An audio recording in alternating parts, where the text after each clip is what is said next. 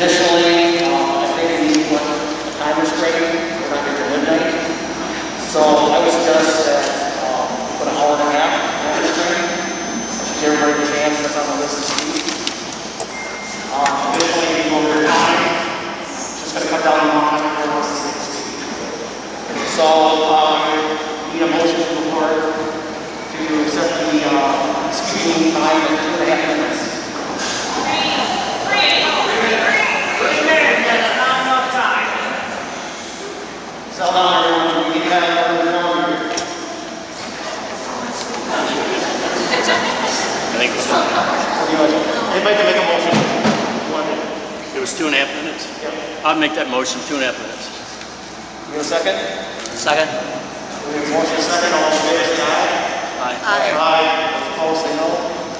Motion carries. The next item is limit full speaking time to 1.5 hours. Anyone want to make a motion for that? I'll make a motion. Okay. There's a motion with a second. Second. We have a second. That's Roseanne. All in favor, say aye. Aye. Aye. Those opposed, say no. Motion carries.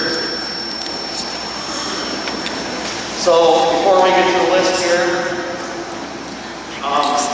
there's a statement which I'll read, public comment. The board will now entertain public comments.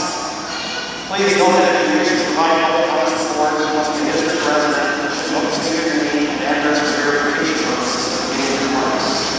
Public comments are limited to the vote 2.5 minutes. And your time is up. Remind you that your time is over. With your remarks. Please note that certain subjects are not covered in public comment. Comment on particular students, criticism of staff members, comments that are profane, defamatory, or otherwise inappropriate, or not permitted. If you make such comments, I will interrupt you and admonish you for your to do so. If you persist in doing, I will advise you that your time is over and you're not going to be permitted any further comments. In addition, please note that our board has adopted certain policies regarding district management and the roles of the board and administration play in managing district. Please understand that you may be referred to other district officials as a parent that your comments and how to like your concerns and attention of the right district personnel. So that you can receive assistance. Please remember that when managing public comment portion of the agenda, you require to follow the directions for the public comment period. So we will I will also be behind you, so I'll let you know 10 seconds for your time, so I'll over your hand. So you have enough time to do the remarks. Okay. Moving forward, first person sign up and move it. First, I'd like to thank you for the many in-person emails and calls on this topic about COVID, quarantine, and masks. I think all of us love that, so thank you. Your input is valid. Since the input had numerous sides to it, no matter what is decided tonight, there will be those who are happy and those who are not. No matter what is decided on these topics, we will go forward as a community to provide quality education and experiences for our students, who we encourage to go forward with resiliency and ability to adapt to the changing future. The mission tonight is that we are here to focus on the safety of our students, staff, and community, and then keeping our students in school full-time for quality education, keeping in mind the value of taking care of each other with compassion, kindness, and overall clarity of human life. Following the science and leaving politics out of it, the following are true. 1. COVID and its variants are a community and worldwide health issue, not any less political issue. Masks and other precautions are put into effective use by a number of other countries in the world with no ill effects. 2. That COVID-19 is and its variants are getting easier to catch and are getting more serious complications, including in children. It is known that COVID has some long-term serious effects on organs and nerves, but it is not understood to what extent and what kind of symptoms, reoccurrences those effects may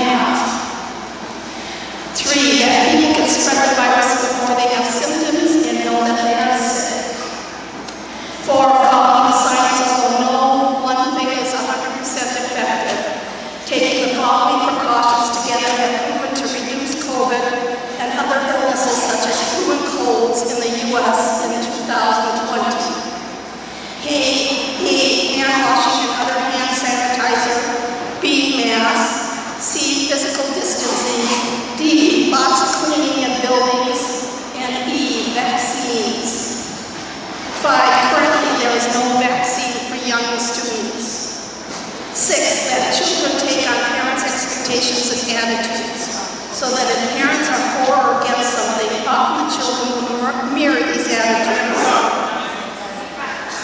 If parents expect... Hey, settle down. Need to have order here. If parents expect problems, the children will act these problems out. On the other side, if parents are accepting and absorb their children, most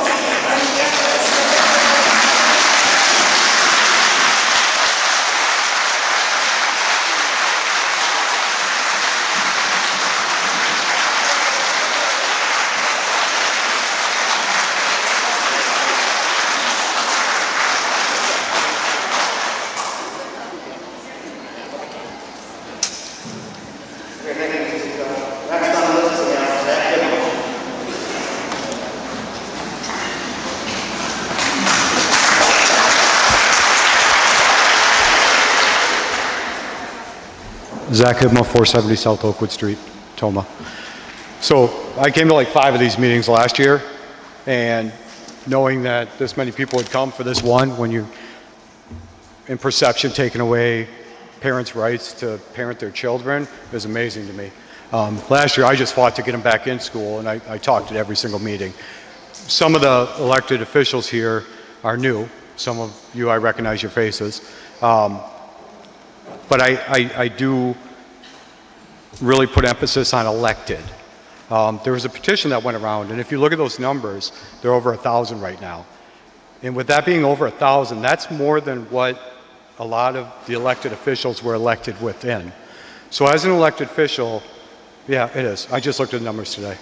So, you know, as constituents, as elected, you have to voice the opinion of your people. I think there's a good belief that you guys already have your mind made up on what your decision is going to be. There's been a lot of talk about it, whether that's true or not. I know there was a health board meeting this morning. I know Sparta. I know the Norwalk, Ontario, Wilton, they have stuff in place too because of Monroe County. But as elected officials, there's also a responsibility that you have for your people. Recalls can happen if people don't speak for their elected officials or for their constituents. One question that I have, and I'll be brief because we only have 2.5 minutes. Everybody does, obviously. Who's going to provide the N95 masks? Because as of right now, the cloth masks that we're wearing don't do anything. N95 is the only... N95 is the only mask that actually protects you from this virus. So I would like to know if the school district is going to provide those to all the students. That's very important. And then face shields also, because now it can get in your eyes. So those are very important aspects of it. In the syllabus for today, you indicated that we're basing it off of Monroe County's numbers for the rise of it. The problem that I have is Monroe County taking the VA's negative tests? Because the VA is required to do CLC testing at least once a week for all their employees. That would drop the number of positives significantly. It'd be below the 10% that's in the red numbers. I don't know if anybody's looked into that or thought about it. Go ahead. Oh, I got you, okay. All right, and what's your end plan? Because according to this, it just says until further notice. It sounds like a dictatorship to me. You can determine forever. So for the flu next year, we can do it too? I mean, when do we end this? When do we stop forcing masks on people? Thank you.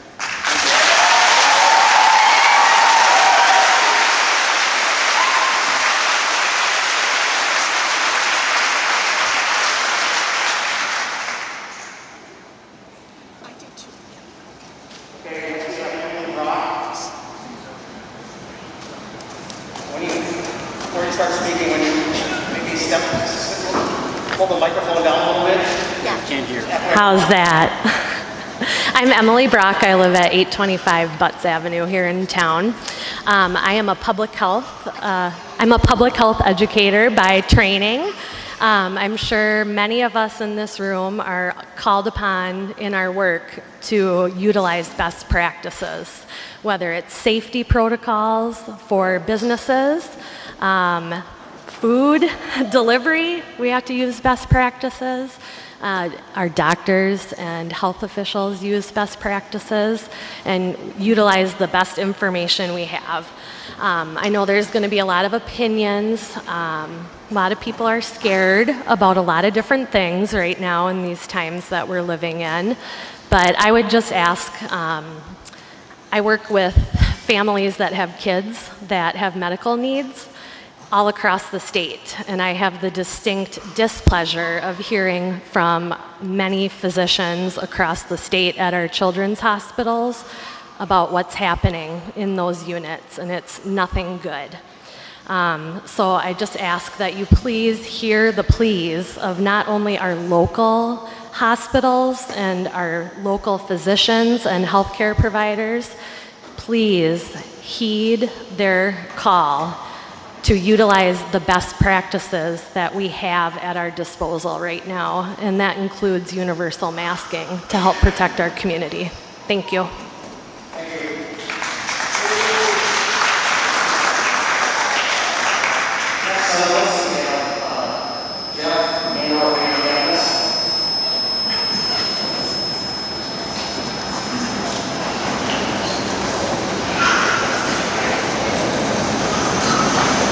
Hi, my name is Jeff Cavanis. I'm a family physician here in Toma. We live up on 1601 Bow Street. Just want to provide a little bit of personal information about our taking care of COVID patients in the hospital and some of the deaths that we've had here in the community, and the fact that we're seeing rates of the COVID going up again with the Delta variant. The Delta variant is twice as many hospitalizations from that compared to the previous the coronavirus, and that about 3 times more contagious.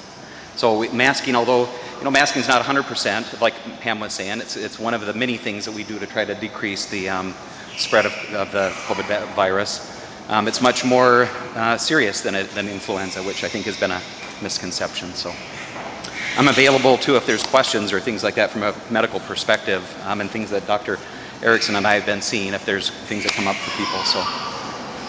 My name is Heidi Cavanis, and I am a nurse. I have worked in hospice, I've worked in home health, and now I currently work in oncology taking care of cancer patients.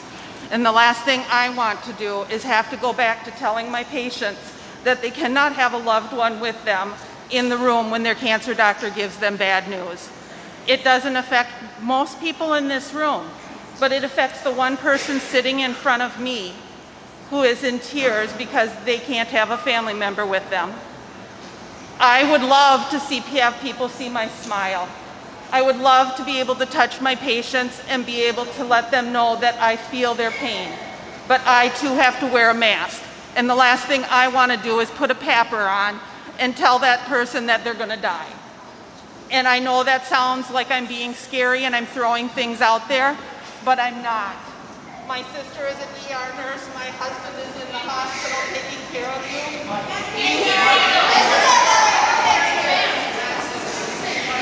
I think I'm done now because I don't want to take the words of anybody coming at me. I know what I do for a living, and I know that I have said what I need to say to you as a board. Thank you.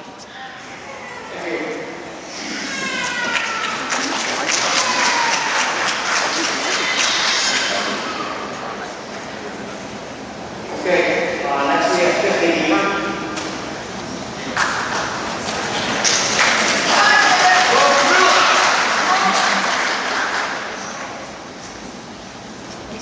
Can you hear me? Hi, I'm a mother of 3 boys. Boys do not wash their hands. Doesn't matter if they're wearing a mask or not. So my question to you, if you're going to make my kids wear a mask, is it going to fit their face, your face, her face? Whose face is it going to fit? When they're in gym class, are they going to wear that mask? Is it going to stay on their face? Are they going to be able to breathe? I have a million questions, but I'm kind of nervous right now. So, when my kid goes in the bathroom, are you going to chaperone that they aren't in there wiping their eyes and then touching everything? Maybe pulling their mask aside when they need to wipe? Are they going to wash their hands? When the toilet flushes, it kind of sprays all over. Doesn't that make you paranoid?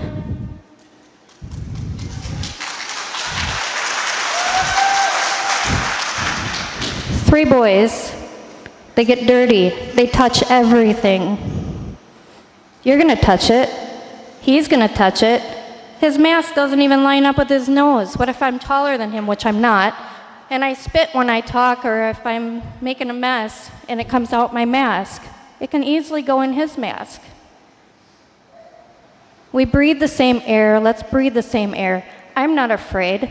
If you're afraid, stay home.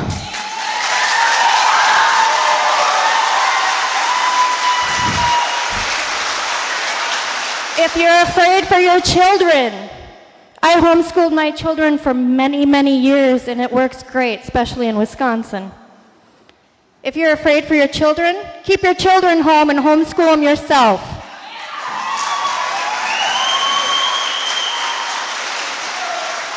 Our school is to teach our children, not to parent them. If you want to parent the children, go foster some. Teach our kids. Don't mandate our lives. Don't mandate my kids' lives. How much time do I have left? Any words?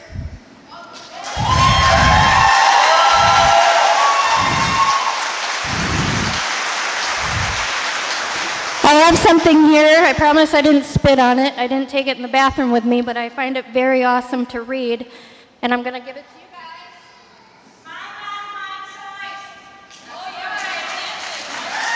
Yeah, our body, our choice. If you take Christ out of school, keep your own health beliefs out of school.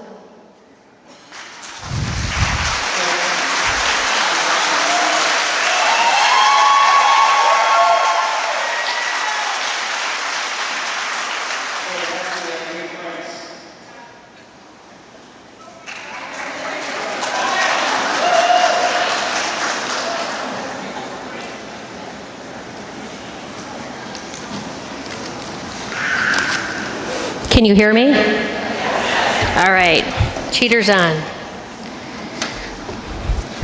Let me know when my time starts. I'd like to take this opportunity to tell most of you how nice it is to see your face and your smile. I'd also like to ask you, when will it be enough? We started wearing masks to flatten the curve. We are now over a year and a half into this, and we're still being told to wear masks. People know where to get the experimental vaccination. Quit bullying them. The advisory board is exactly that, an advisory board. When do the voices and concerns of district constituents get to be heard? They should be heard and considered for all matters, not just when our district is holding a referendum. As far as masks and the 14-day mandatory quarantine for the unvaccinated, why is our district trying to segregate and divide us? Our students and staff are always asked to be kind and inclusive.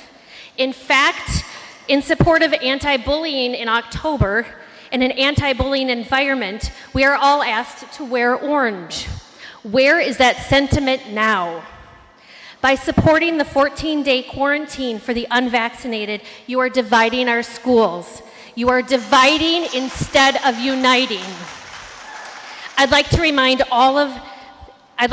you of the Toma Area School District's mission statement. High-quality student learning, every child, every day. Every child, every day. Are we as a community considering the health repercussions? What about the mental health ripple effect of our students and staff? My final thought is, let the families decide what is best for them. Because the last time I checked, we still live in America, the land of the free, one nation under God, indivisible, with liberty and justice for all. Thank you.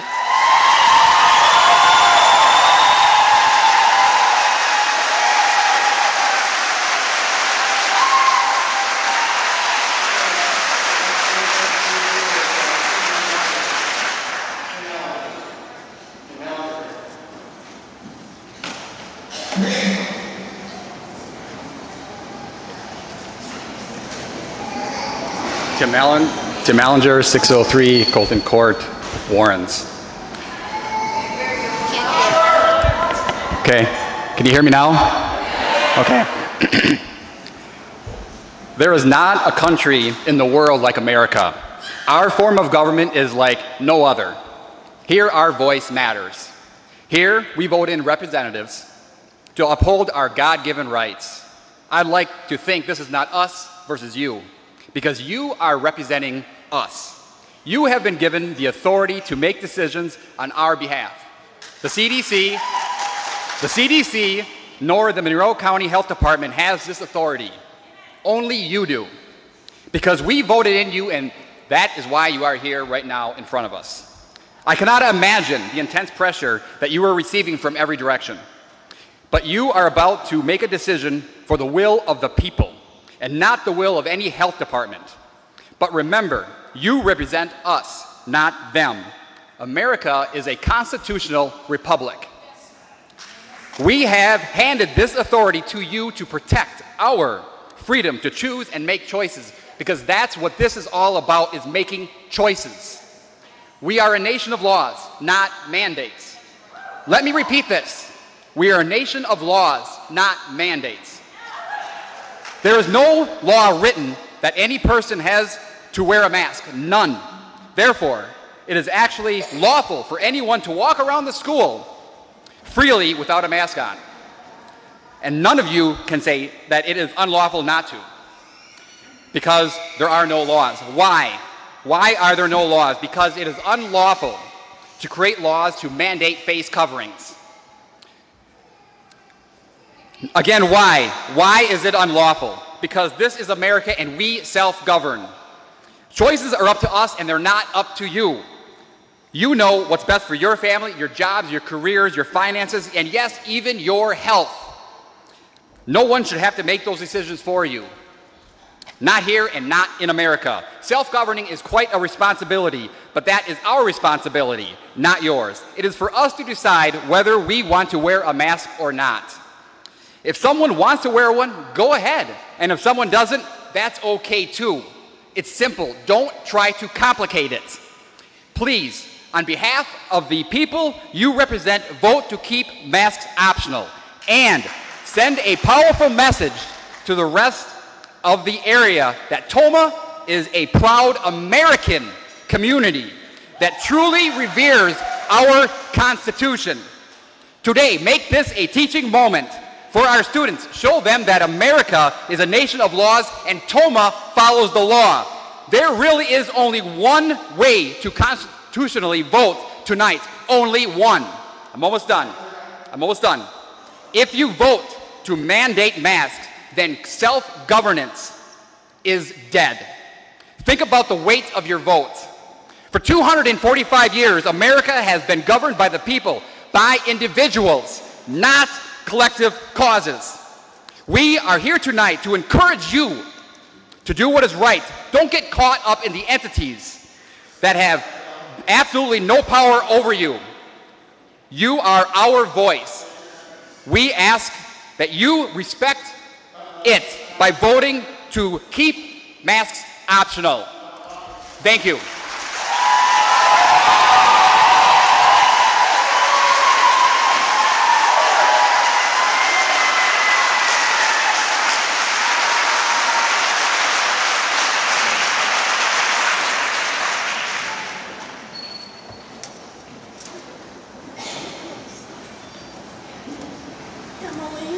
Okay, so the next person is Emily, there's Ellen, Olin.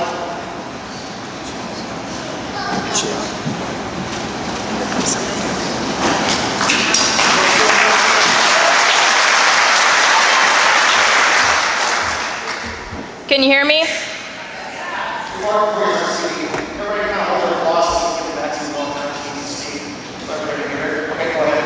All right, my name is Emmeline Allen. I'm 14 and I am a student at Toma High School. I would like to say that I am highly opposed to mandatory masks. Last year I remember I couldn't focus on my schoolwork and I was going home almost every week due to the fact that I had headaches. Prior to wearing masks, I rarely got them. Also, when it was warm outside, it made it really hard to breathe. And I would come home at the end of the day and my mask would be soaked, which honestly seems very unsanitary and unhealthy. And all this for what? Masks don't even help very much because it is a virus. It will go right through your mask. Masks are created to protect you from when you're like doing a project and you're using sawdust. That's what it's used to keep out of your breathing system. And also, wearing masks can technically lower your immune system. You're not getting enough oxygen. You're breathing in CO2 along with your own germs repetitively. The point I'm trying to make is I would like you to keep masks optional. If you want to wear one, you can. But otherwise, it's our own right and freedom not to. Thank you.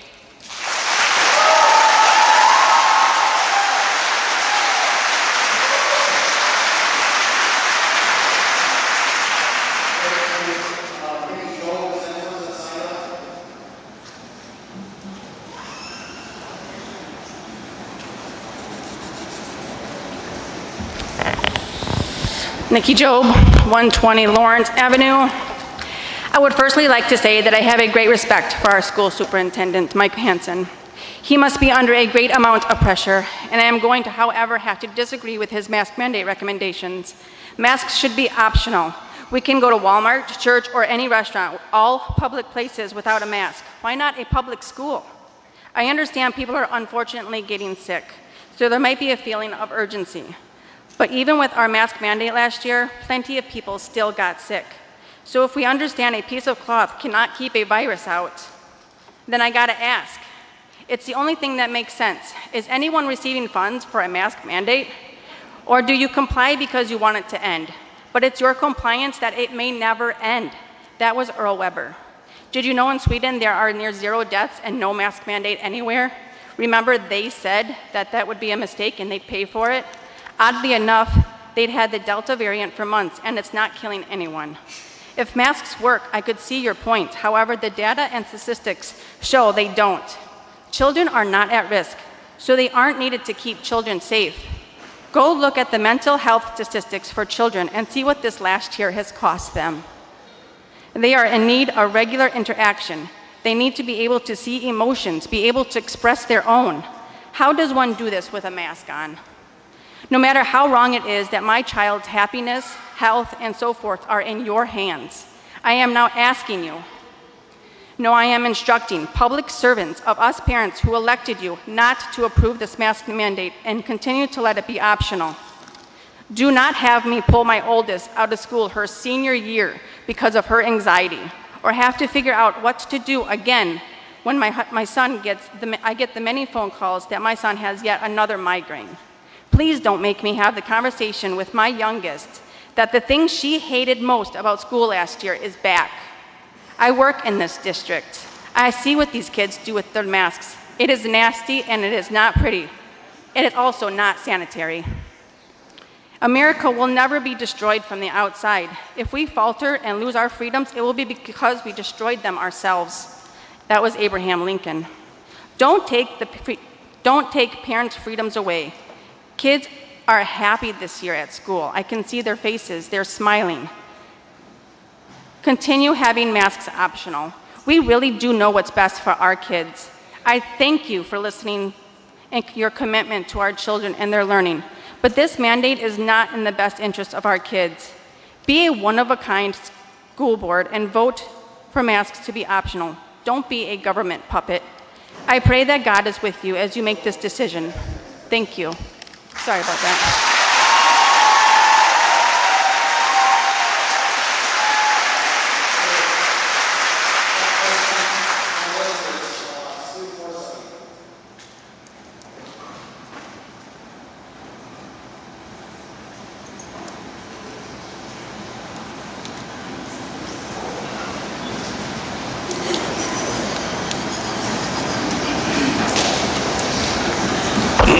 Stu Forsyth, 1052 Evergreen Pass, right here in Toma. I had to laugh earlier. I heard somebody say this wasn't political. I don't think any of, I said I had to laugh earlier. I thought, I heard somebody say this wasn't political. I have to disagree. I mean, I don't think any of you are really naive enough to believe that, and I know none of these smart people out here are. This is dividing us, and I see it. Also, I've heard about the masks, and the doctors were up here speaking and talking about people that they've had to tell, you know, about the things that they spoke of. And I just wonder how many of those were children, because I wonder how many children are affected by COVID deaths in Wisconsin. That's what I thought. So what are we really afraid of? And everybody knows, everybody here, you know, these kids don't leave their masks alone. So what good is it really doing? It is, it's about control. It's about control and compliance. This is all about control and compliance. You were all elected to stand up for what we believe in. I'm shaking right now, I'm trying to hold it together. This has really got me fired up. You have a chance, this is a mandate, this is not a law, to stand up for us, for what's right and what's right for these kids and their psychological beings as well as their physical beings. My kid has to worry about, is his breath going to kill someone, or is he going to die because somebody breathed on him? It's not right. I had so much more I want to say, but I'm just shaking, so I'm going to give it to somebody else. Thank you.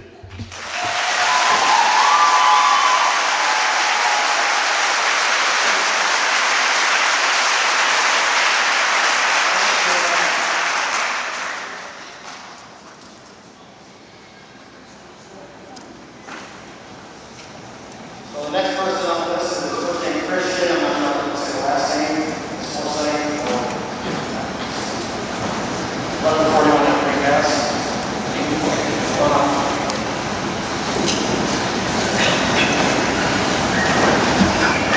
My name is Christian Forsyth. I live at 1041 Evergreen Pass. You are about to make a decision that is either mentally and physically abusing these children. There are psychological and physical effects from wearing a mask that are not tested. There's no research to show what you're doing to these children. It is wrong. It is sick. How are you supposed to teach children that have speech delays and mental disabilities and learning disabilities and things like that if they can't see your face? My son has a speech delay. He's 4 years old. He doesn't talk at all yet. He's going to 4K here this year. How is he supposed to learn to talk if he can't see you enunciate your words? How are children that have hearing disabilities supposed to be able to communicate with you if your teachers don't know sign language and they can't read your lips? The decision you're about to make is going to have a lot of consequences, and I don't think you're actually thinking about it and understand what it's going to do to these kids, and it's wrong. That's all I have to say. Thank you.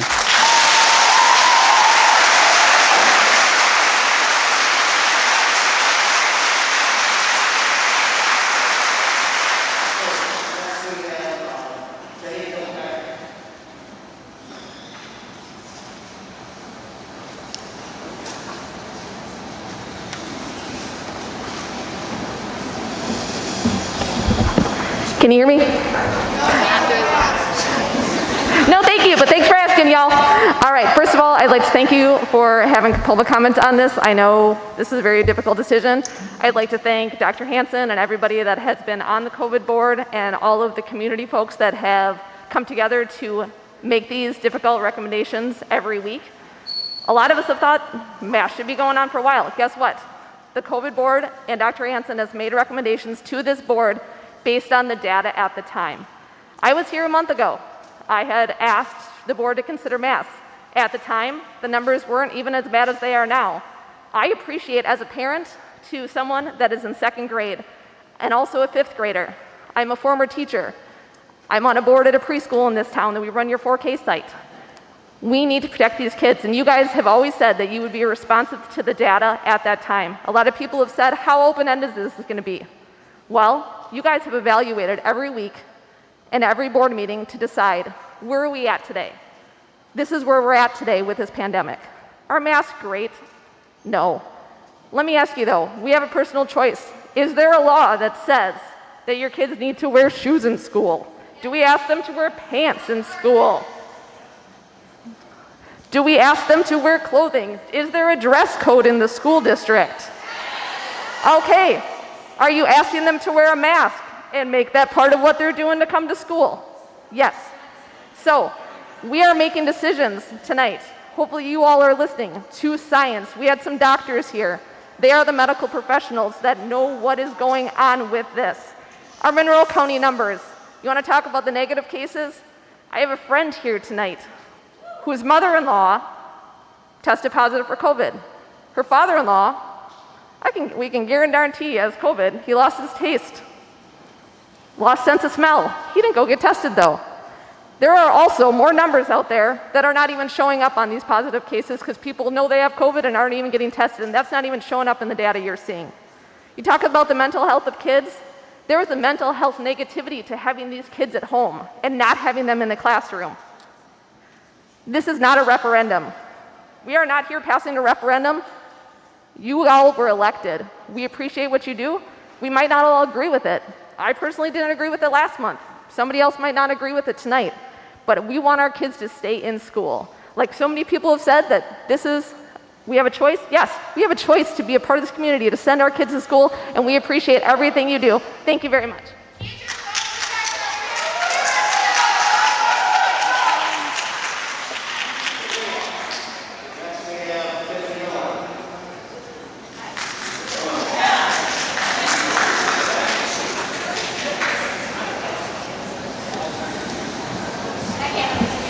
My name is Tiffany Miller. I'm from 21026 Charcoal Avenue, Warrens. I just want to share my personal observations from attending home volleyball last week here at the high school. I noticed that at least 90% of the students and the staff from our school and the home schools do not wear masks. So wouldn't that make one believe that they're making their choices, that maybe they're competent in their immune system? They choose not to wear one due to religion, a health condition, or to simply because it's a cloth creating a bacterial breeding ground on their face. Let's not forget about those who are hard of hearing and depend on reading lips, a sad child, or even a struggling adult that relies on a warm smile from others just to get through their day. We're human. Humans need expressions, not a concealed face. Please don't just start discriminating on our beliefs. Keep freedom of choice and keep the mask optional. Thank you.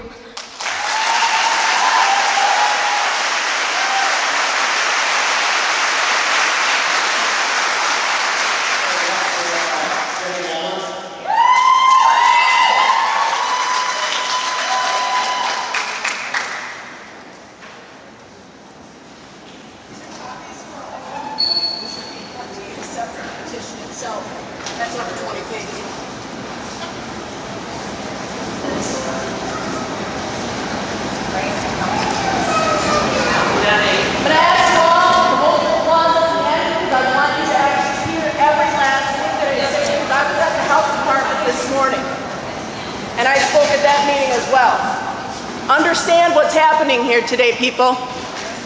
I live at W2679 County Road HH in Warrens. My name is Jennifer Walworth. I am a mother of a 6-year-old at Warrens Elementary. I'm a 1996 graduate of Toma High School. I'm a taxpayer to this district and I'm a business owner. I am here today to ask the board to keep masks optional. We elected you because we trusted you. Right now, there are hundreds of people in this room that don't feel that that trust is being reciprocated right now. Not at all. As a former student of Richard George's civics class in this high school, he taught me all about our rights as citizens, those of the public servants and the positions of the government at all levels. I got an excellent education at the Toma School District, and I want my son to have the same opportunity. We should not have to come here and remind you that you work for us. We don't work for you. Our tax dollars fund what happens in this district, My business alone pays over $11,000 to this district, and I am only one person. We are here today as a united group from all backgrounds, all pay grades, all different home situations to stand together to tell you that we want masks to be kept optional. Additionally, I have 2 children with autoimmune diseases, severe, that are treated at the Children's Hospital. They do not live in fear. We do not co-parent with the district, nor do we co-parent with the county. We started a petition that's over 1,100 strong tonight. 1,100. Signed by over 9, those families are business owners, concerned taxpayers in this district, grandparents, and yes, by students that are taught in this very district that want them kept optional as well. You all know deep down in your gut, none of this is right, none of it. And we plead with you now to show us you can do the right thing. Stand up for our kids and stop being afraid and intimidated by the health department and others who threaten liability and legal action, because their precious government funding will get pulled, and yours as well. And we all know that's what's happening here. This is an absolute political ploy.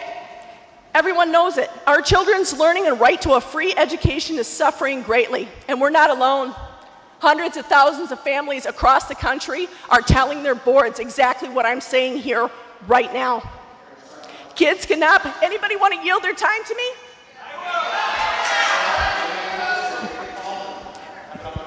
No, you did not in the rules in the beginning say that we could not yield time. So I'm going to continue. Kids cannot properly learn when they can't breathe. The study I gave you shows 30 different ways, 34 actually, where kids can be harmed from face masks. Are you kidding me? I'm going to continue. I've never seen my little boy more happy to attend school. His teacher is Miss Trudeau. This is the hat he made on the first day of school. I'm ready for a great year. Now, he cries. He doesn't want to go back, and I homeschooled my kid last year because Mr. Hansen said he had to wear a full face shield because of his medical condition. And I did that, and I gave them another chance. This has to stop. The mental strain on our kids, it's ridiculous.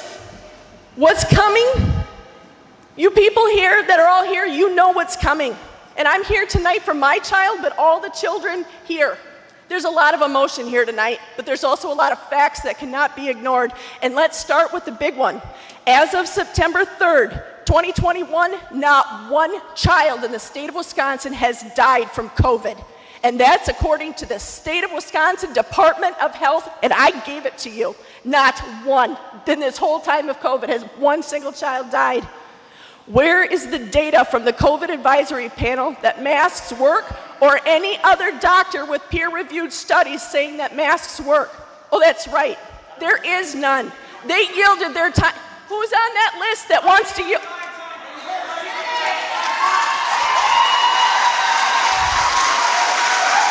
We're not done here.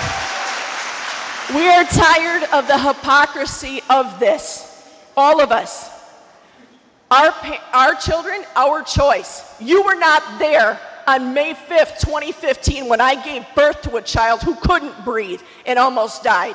I am the most fierce proponent of children that you will ever see. I am here for all of you tonight, not just my own.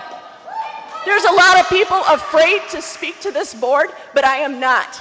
I walked across the very stage in this room. I went to school with you, Aaron. You were 2 years ahead of me. Mike, you were just a few more. And dozens else here. And you know this is not right. Not at all. I went to the health department meeting in Sparta, and folks, this is all about the money. Conveniently today, they sent 25 kids home in the district, suspected cases. Who in here is qualified to suspect that my little boy, who has allergies, that likes to cough and clear his throat a lot, because you don't like me and I don't want to wear a mask, are you going to send my kid home being suspected of COVID because he coughs? Who decides this? I mean, really, who decides this? We are parents. All of us are parents. I think everybody tonight can stand here with me and agree this is wrong, absolutely wrong.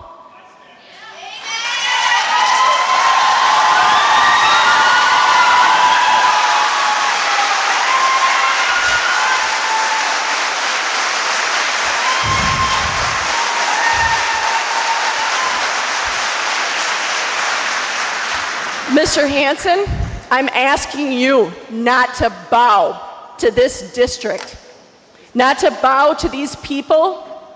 Make the right choice. In your heart, you know that this is wrong. We all know this is wrong. I can go to Walmart, I can go anywhere, and I've seen dozens and dozens and dozens of all of the staff in here, out in taverns, out at different sporting events, out at you name it, but only when it's convenient do you have the mask on. Miss Bukta, where's yours? Why isn't it on your face?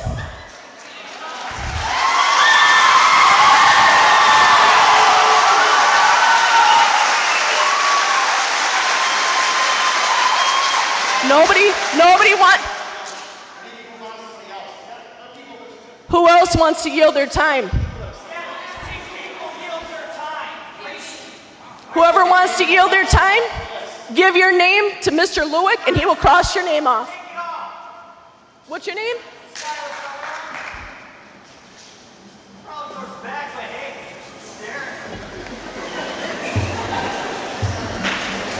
You see here tonight, we're done. Nobody wants to threaten you, and that is not what any of this is about. If comfort level and wearing a mask is what you feel is best for your child, then do it. By all means, do it. Nobody here is going to say don't do it. But sending our kids home with 14-day quarantines, are you kidding me? Where's the education? Are you going to come to my house and are you going to teach my child? Are you? The Wisconsin Right Now group, I'm sure all of you have seen it, they did an article on what's happening here. They called around. It's posted nationwide. It's gotten over 2 million viewers and it's went nationwide. This petition was signed by over 1,100 people in this district, and there's a reason for that. We don't want this. And you know what? If that means that our kids in our district have to go with a little less for a few years because you turned down government money because they're forcing it, then I think that, hey, you know what? There's plenty in this room that work 2 and 3 jobs. We know how to go without.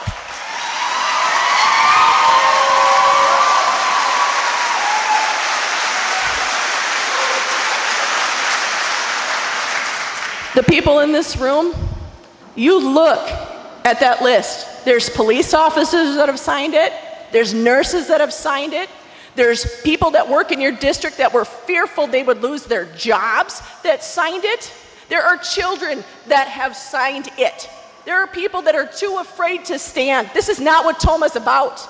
We support each other. We support each other's businesses. We support the sporting games. We sponsor them. We go to the benefits where our people are sick or something happens. We do that. But you know what? The division that's been created in this town by a lot of the school district, it hurts. It really hurts. I went to school in Warrens. I moved here when I was 8 years old. I married a man who was born and raised here.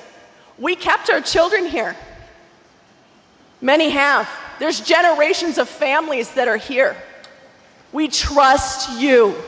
We trust you to make the decisions for us. That's why we elected you. That's why taxpayers signed that petition, because they had a vote too.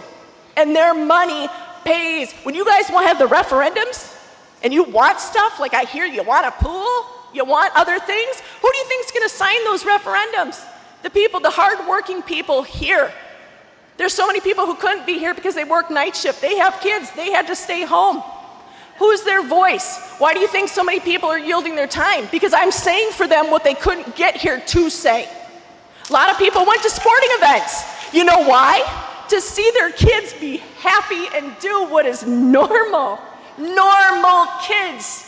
Because they're afraid that that might be the last time that they get to go to a sporting event and not have to, their kids are going to have a mask on again. When does it end? My parent, my choice. That's how it needs to be. That's how it's always been. But why now?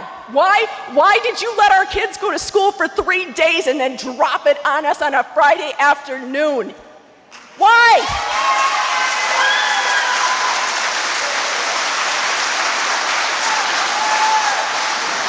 I could ask you to answer, but you wanted public comment, and nobody's going to reply back. But I know you guys got hundreds of emails. Somebody else is going to give comments that were on that petition, showing you how they feel. That couldn't be there.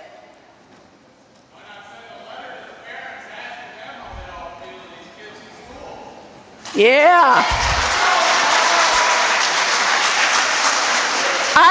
I read a letter that the Norwalk Brookwood, Ontario district sent to their families.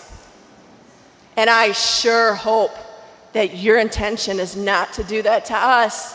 Because at the Monroe County Health Department meeting, they made it clear that that was potentially what was going to happen. And guess what, folks? You know what it was? If you don't pull your kids when the school calls you to tell you that they have to be picked up immediately because they were suspected of quarantine, that they would call the Monroe County Police Department to come get you and or your child. I have the letter. Is that going to happen here? How much government overreach? How far are you guys going to push the envelope? Nobody's threatening. We're pleading, we are asking, we are begging you to do the right thing. And as a couple people before me said, stand up, show the rest of the state that Toma is not going to bow and do this.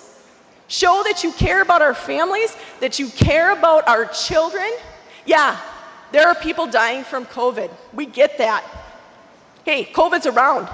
Where was this board during H1N1, swine flu, influenza A, influenza B, bronchitis? The list could keep going on and on. But where was the outrage then? Where was the you're going to kill everybody? No, no, no, no. There's no peer-reviewed studies that show that these masks work and that we're all going to die. We made it. We're going into year 2.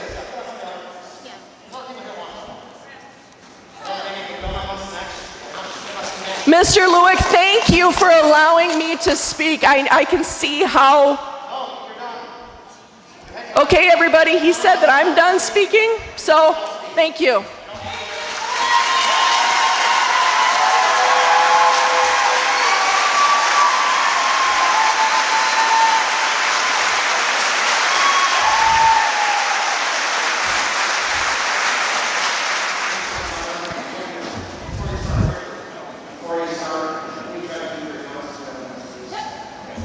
I'm sorry, I had time for 3 minutes. I'm trying to figure out what to cut. Okay. My name is Tammy Demermuth, 26411 County Highway ET. My son was sick twice last year. Once with COVID, once with something far worse. All while wearing his mask, it did not work. For the record, I hold a few degrees. I have one in biblical studies. When this all started, I woke up and I have learned a lot over the last year and a half. Some very terrifying things. The truth is so obvious to me now that it pains me to watch those of you that still live in fear continuing to suffocate yourselves and your children. Did you know that masking is an occultic ritual? Mask wearing, along with social distancing and isolation by quarantine, is actually an attempt to control and dehumanize us. If it were about a virus, they would not be hiding the real cures or censoring and fact-checking us at every turn. Instead, they tell us we must cover our mouth and nose, which is a token of submission to a power other than the Creator God and is considered part of an occultic transformation. It is specifically designed to reverse the order of hierarchy set in place by God Himself. Masks suppress the ego to help facilitate the death of the old identity. It is an initiation into a new order, and your position in that new order is a demotion. By wearing a mask, you agree to become a willing subject to the very enemies of God. Your new overlords are the many antichrists spoken of in 1 John 2:18. The Israelites didn't even realize the depth of and the severity of the attempted coup against them because it was being accomplished almost solely through occult deception. Jeremiah 9:6, thine habitation is in the midst of deceit. Through deceit they refuse to know me, saith the Lord. These figurehead leaders are using this deceit to get us to mask up while they refuse to do it themselves. They pressure, they virtue signal, and they threaten us. So we gag ourselves with their symbol of subservience and domination. They are imposing their symbols on us, and you willingly comply. Even argue how those of us who don't are killing others. They get you to humiliate yourselves out of fear. This recommendation from Dr. Hansen is a direct result of political pressure that extends far beyond any HHS department or governor or even the resident in the White House. I don't know what they are threatening him with, but one must assume it is very significant. There is an evil force in this world, and they are coming after our children. As a Christian, my duty is to preach the word, be instant, in season, out of season. As such, I will remain unmasked and prepared to preach the gospel of the saving power of Jesus Christ. As Christians, my family and I do not consent.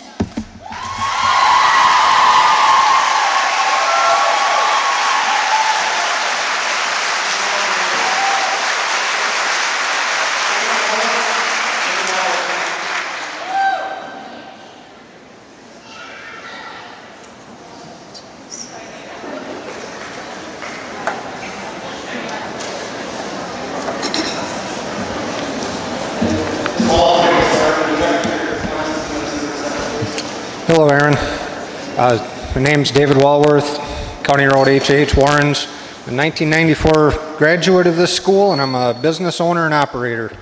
I'm a parent of a happy, proud first grader in Miss Trudeau's class in Warrens. Last year, he was homeschooled as he is medically unable to wear that mask. Those medical records were sent to you, Mr. Hansen, and those were copies from the Mayo Health in Rochester. I am here to ask the board and Mr. Hansen to leave the mask as an optional choice for the parents. No one wants to wish any illness on our peers, especially a child, and I believe empathy needs to be shared in our community, but that empathy also has to be for the mental health of these kids, and that mental health, my friends, is more important than this scare tactic pandemic. It's been brought to my attention today that the Monroe County Health Department sent some legal threats against our district, parents, and students for non-compliance. Do you hear me, people? Legal actions against families for non-compliance. Honorable members of this board, we the people are reminding you of the point that you are representatives of this community, and we put our trust in you and our votes and our tax dollars to side with the people, and we the people want the freedom of choice. My tax levy to the district last year was $11,059.18. That isn't the total. That is just a percentage of my property tax that went directly to this Toma school district. And my child got absolutely nothing from that other than heartbreak that he couldn't be in the class with his friends. I'm just one taxpayer in this room that feels cheated. And I know there's a lot more here tonight. Mike Genevico, we live in the same swamp, do the same job. I probably drink some of that wine you make. We are a small community and we take care of each other. And you know that voting against a child's freedom of choice is wrong in your heart. And Aaron, you were raised a good old farm boy. I respect you as a business owner, and I support you. As you know, I hired you once for a discrepancy when your office was down in that crowded little office down behind the barber shop. I know that you have the common sense, and this isn't right. A vote for freedom of choice is the right choice. Dr. Hansen, I don't know you on a personal level like some of the others, but now is the time to stand up against this governmental strong arm and do what is right for the people and what they are asking of you, and that is let us be free citizens. Don't be swayed by a health department that thinks they have control over your head. We are a close rural community that doesn't put up with this stuff, and we welcome you to make a stand with us. You take care of us, and we take care of all of you. So to be done here, I'm asking and politely telling you what needs to be done here, and that is a vote for no to this ridiculous mask mandate that is doing absolutely nothing but dividing our people and destroying the happiness and mental health of our kids. Again, mental health of our kids. My son, my daughter, your sons and daughters, that is who is suffering. Don't be scared to make the right vote and get our community back to normal. Thank you.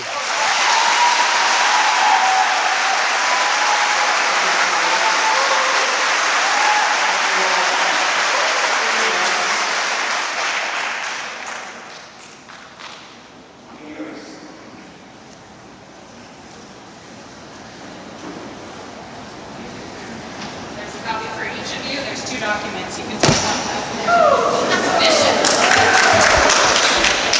My name is Katie Rice. I have 3 kids that attend elementary school in Warrens, Wisconsin. They're the 3rd generation to attend this school. Their father and grandfather attended this same school. I'm a business owner and taxpayer in the community. I'm here tonight to plead with you as an advocate for mine and others' children to make masks optional. We, the taxpayers, voted for you to be the voice for us, and our kids depend on us, their parents, to be their voice. Not one of you that brought in saying that children should be masked, not one of you brought in the data and the research. Guess what I did?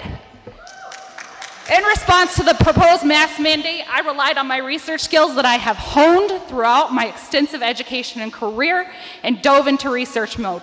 Mind you, I usually read research for about 6 hours a day, so I know my crap.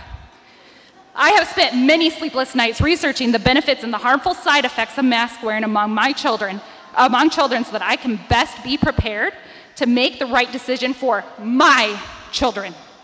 I have printed, copied, and highlighted my research findings for each of you, should you want to see the studies yourself. The CDC itself states that fewer cases of COVID-19 have been reported in children, school-age children, 0 to 17 compared with adults. Rates of COVID-19 associated hospitalizations are also lower in children of all ages compared to adults. You've heard the statistics, 0 deaths in Wisconsin. The graphs that you have in your packets, again, from the CDC, show the weekly cases and weekly deaths by age group as of yesterday. As you can see, the rate of cases among school-age children is low, and the rate of deaths among school-age children in the US is non-existent, near non-existent. However, all the research that I did advise on the negative side effects of masking our children. Those studies that you have are pro-masking articles that state the negative side effects that these masks are giving our children. 80% of people in these studies are reporting de novo headaches. We just heard from a student that said that she's getting headaches, and I've heard multiple other parents stating that their kids have headaches. In fact, you all have the comments from the parents on that petition, and several of them state that their children are complaining of headaches. Additional findings show that the most significant negative finding in the survey was student frustration over impaired communication with peers and teachers. And even further, at a minimum, masks reduce decibels, attenuate frequencies, and remove visual cues. One of the pro-masking articles that I gave you, it states, there's a chart on there that shows all of the research that has been done showing that there's no negative side effects. I want to point out 2 things on those. One, those, look at the audience, and then look at the time. The time that they studied the masks on those adults were 2 to 5 minutes or a little bit more. There is one of those studies where they masked people for 1 to 6 hours a day, 1 to 4 hours a day. And they did increase in oxygen levels and their slight decrease in heart rate. But we're supposed to mask our children. Those are adults with developed lungs. We're supposed to mask our children for 6 to 8 hours a day, which is more, 1 to 4 times more than that study. I have a child with anxiety and asthma, a child with PTSD from medical trauma, with portal vein thrombosis. By the way, if he gets the flu, it could be devastating, yet I never asked any of you to mask your children because that's your choice.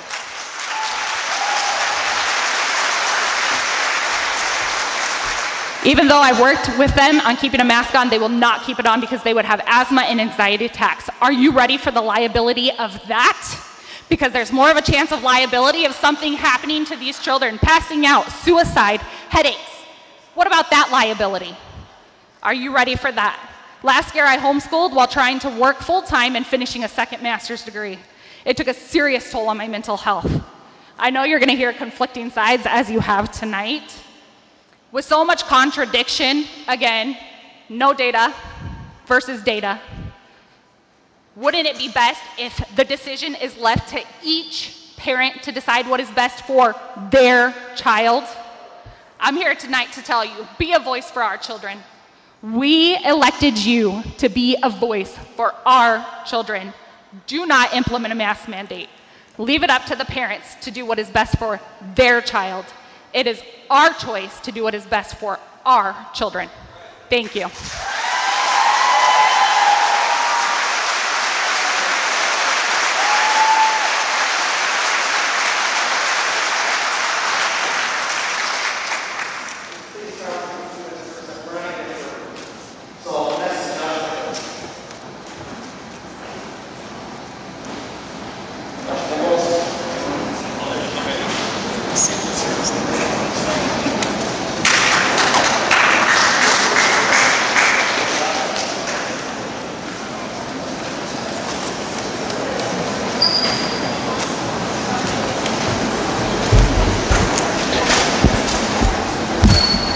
Thank you to the Toma Area School District and the members of this board for the opportunity for public input.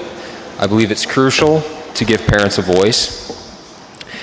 If you as a school board decide on mandatory masks, you are effectively removing the voice of the parent to decide what is in the best interest of their child when it comes to their health. If COVID-19 seriously affected our school-aged children and the benefits outweighed the risk of forced masking, there would be more causation for stricter mitigation strategies. The fact is, COVID-19 does not affect our children as it does elderly adults. Wisconsin CDC statistics show 114,301 children have tested positive for COVID-19. A total of 0.00003% of them have perished.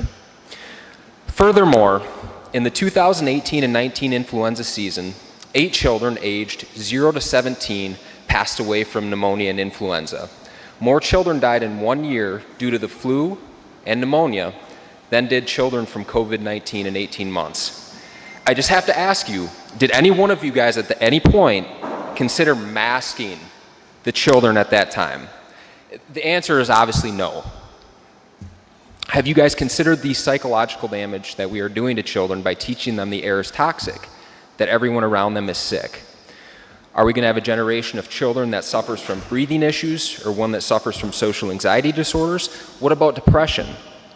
I fear these are many things we're going to have to deal with for years to come as our children mature. We are protecting them from something they don't need protected from while opening them up to the risks that we know are real. The thinking behind this is driven by fear rather than common sense. In conclusion, it is a well-known fact that our teachers, parents, and other community members have a safe vaccine that is readily available and easy to obtain. We can also conclude that this disease is, for children, far less deadly than any flu season, for which you guys have never required masking. This is backed by 18 months of data regarding the COVID-19. We also know that parents should be the ultimate decider when it comes to the health and well-being of their children, not public officials. I'm not asking the school board to outlaw masks, as every parent should be able to choose what's in the best interest of their child when it comes to masks. I'm asking the school board to give parents the final say whether their child wears one or not. Thank you.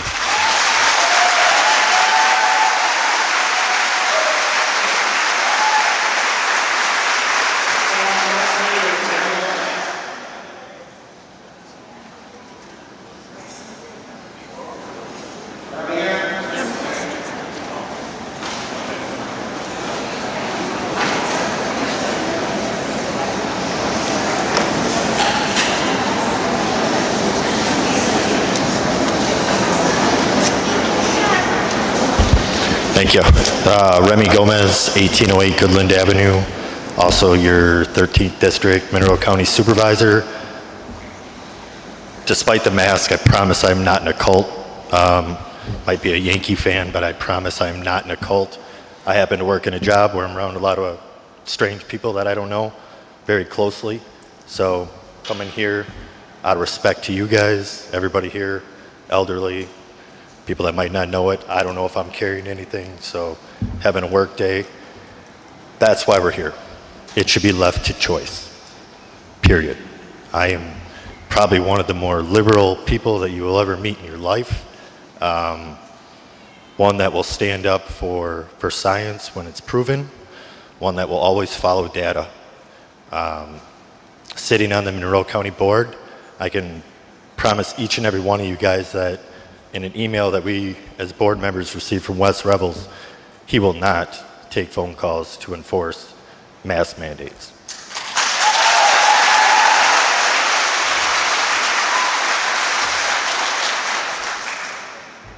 That being said, it is a choice. We have some of the smartest damn people I've seen in my life right here in this room, and many more that represent the rest of the kids that aren't here. Some are working their second job today. Some are starting their third shift shortly. Many that can't be here. I'm here on behalf of 3 women, or a group of women that really didn't have the confidence to stand up here. As an elected official, I can tell you that rule number 1 is take your personal opinion, what each and every one of you guys have, the moment you walk in that darn door, and forget it. Does not matter what you think coming into this.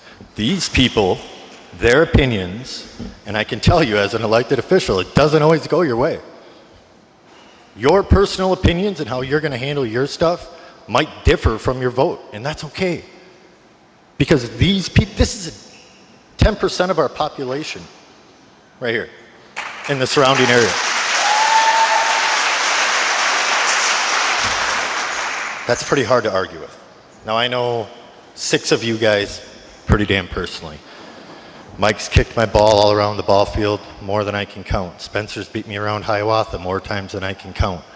Coach, you coach me to do the right thing and stand up for the people that put you there. I'm not here as an elected official. I'm not here as a Facebook warrior, as I tend to be, or to have a long debate about the ethics of it, but I'm here as a parent. I have a senior in high school, and I have a now 5th grader. I had a daughter that graduated in 2020 COVID, and I don't wish that upon any senior.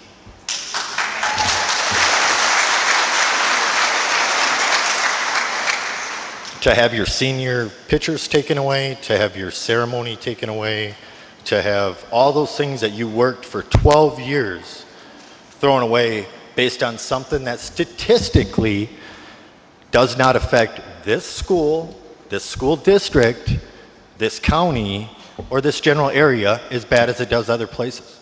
That is a fact. That is statistics backed by everybody that has came before me, minus a couple. I'm for vaccines. I know many people are going to boo behind me. Science, that's where I trust science. Contrary to what Pam said, it's approved for up to 12. My son's pediatrician. When he's 12, she said she has no reservations. That's also a personal choice. I will bicker about that on Facebook. I will argue till I'm blue in the face, as I will about anything. Right, Terry? I will. But when you have the tough discussions, you get to some resolve. But one thing you cannot ignore, and in closing, please do not ignore this. These people voted you in there. These people are why elected officials get a bad name. You start doing things that each one of your guys' personal agenda and Garrel's personal agenda, that's not what you're here for. It'd be different if there was 5 people here. 6 people here, 1,100 people on a petition?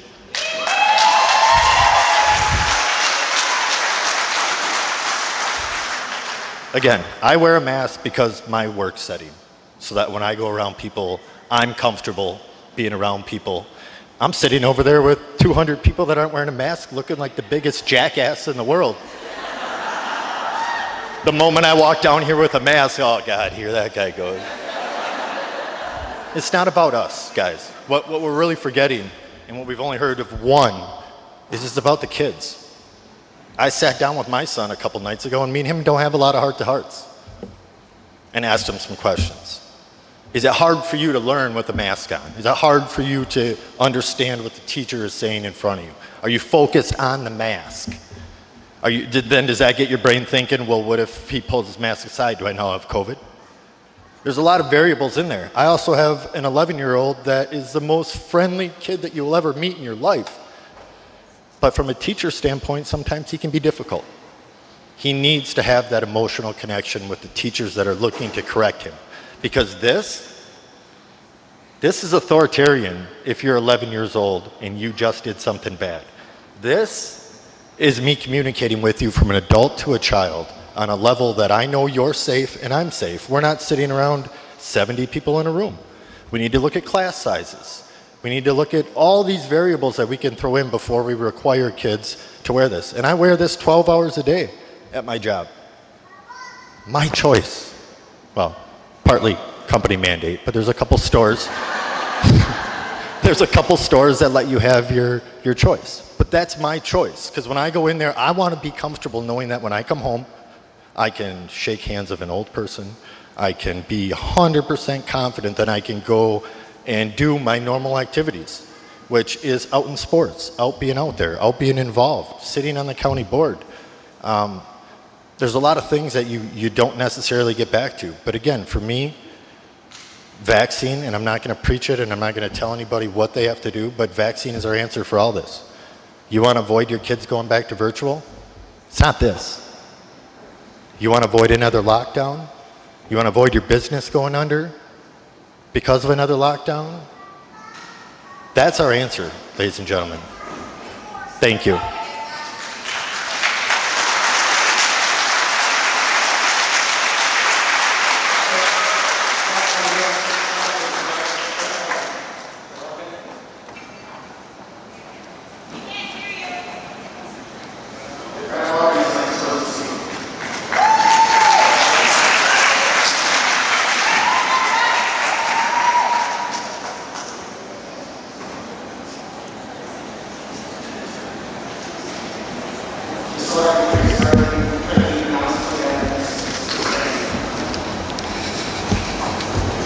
Brett Larkin, 226 Highland Avenue.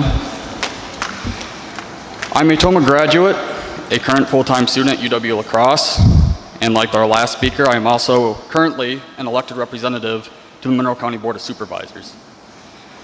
I did not come here to ask you to vote yes or no on this mandate, or how I feel about masks, other than the fact that I am proud that earlier this summer, on our Health and Human Services Committee, which I serve on, we voted 4-1 to remove an item from our agenda that would have required masks in the county, preserving medical freedom in Monroe County.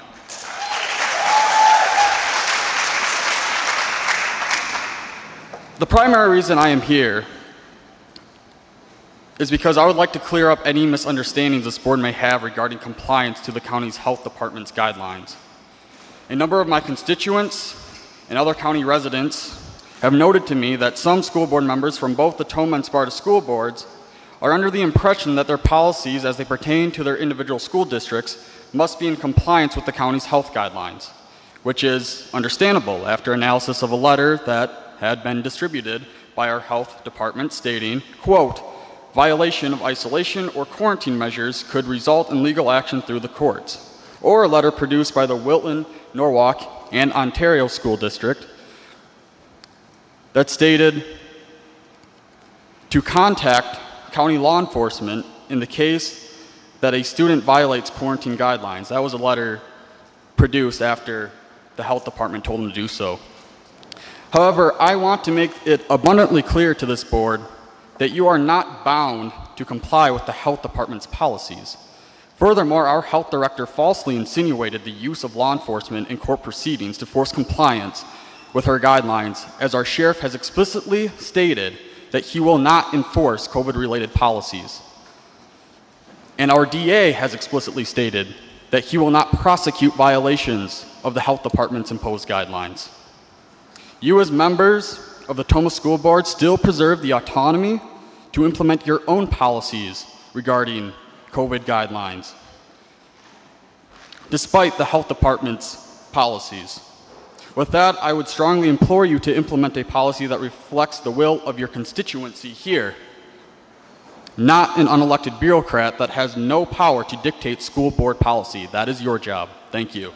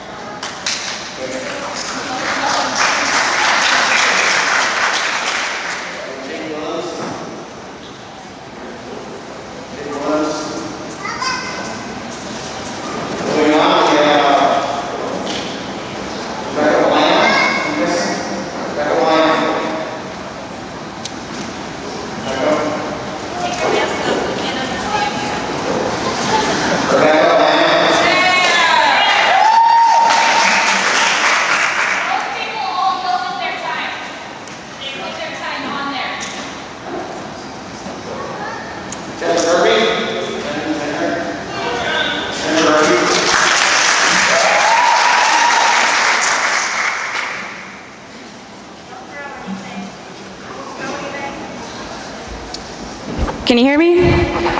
Ooh, I'm not good at public speaking. So, I am here. I don't have any data. I don't have any worksheets. I don't have anything like that. I wear glasses.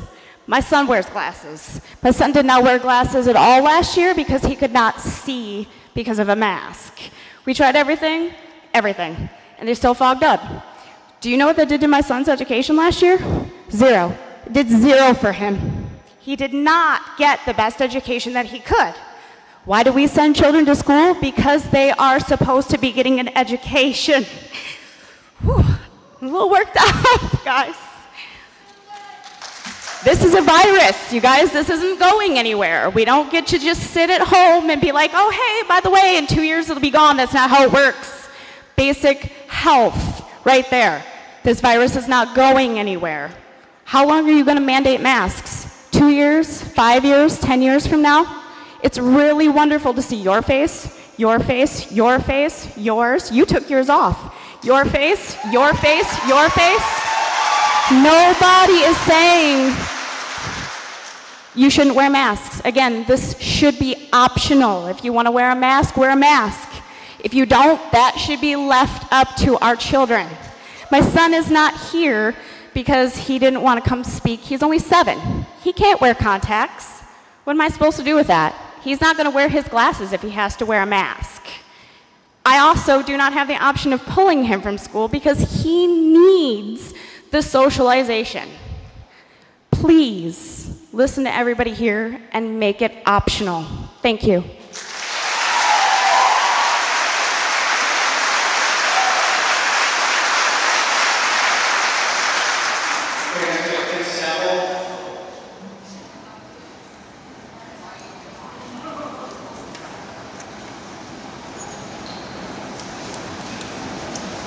I don't have a speech, and I'm not much of a public speaker either.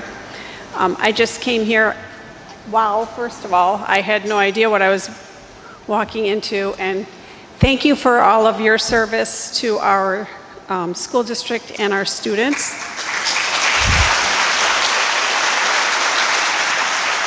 I'm here tonight as a mom. I am against mandatory face coverings in the public schools and in public places, period. I am in support of the COVID vaccine. I'm in support of hand washing. I'm in support of staying home or being sent home when you're sick. I want to know what percentage of the Toma High School staff are fully vaccinated. I think that having that on your website so that we as parents can make decisions on what we want would be helpful. public disclosure of the Toma Area School District website of exactly what criteria is being used to make determinations for mandatory masking is a huge question. I know my husband stopped in to talk with you, and you know, where is that? I got more from that one mom. I'd like a copy of what she provided. If we could maybe post that and share that, that would be great. There's no minutes available from last week, September 2nd, COVID Health and Safety Advisory Committee meeting with what criteria you're using to make this decision.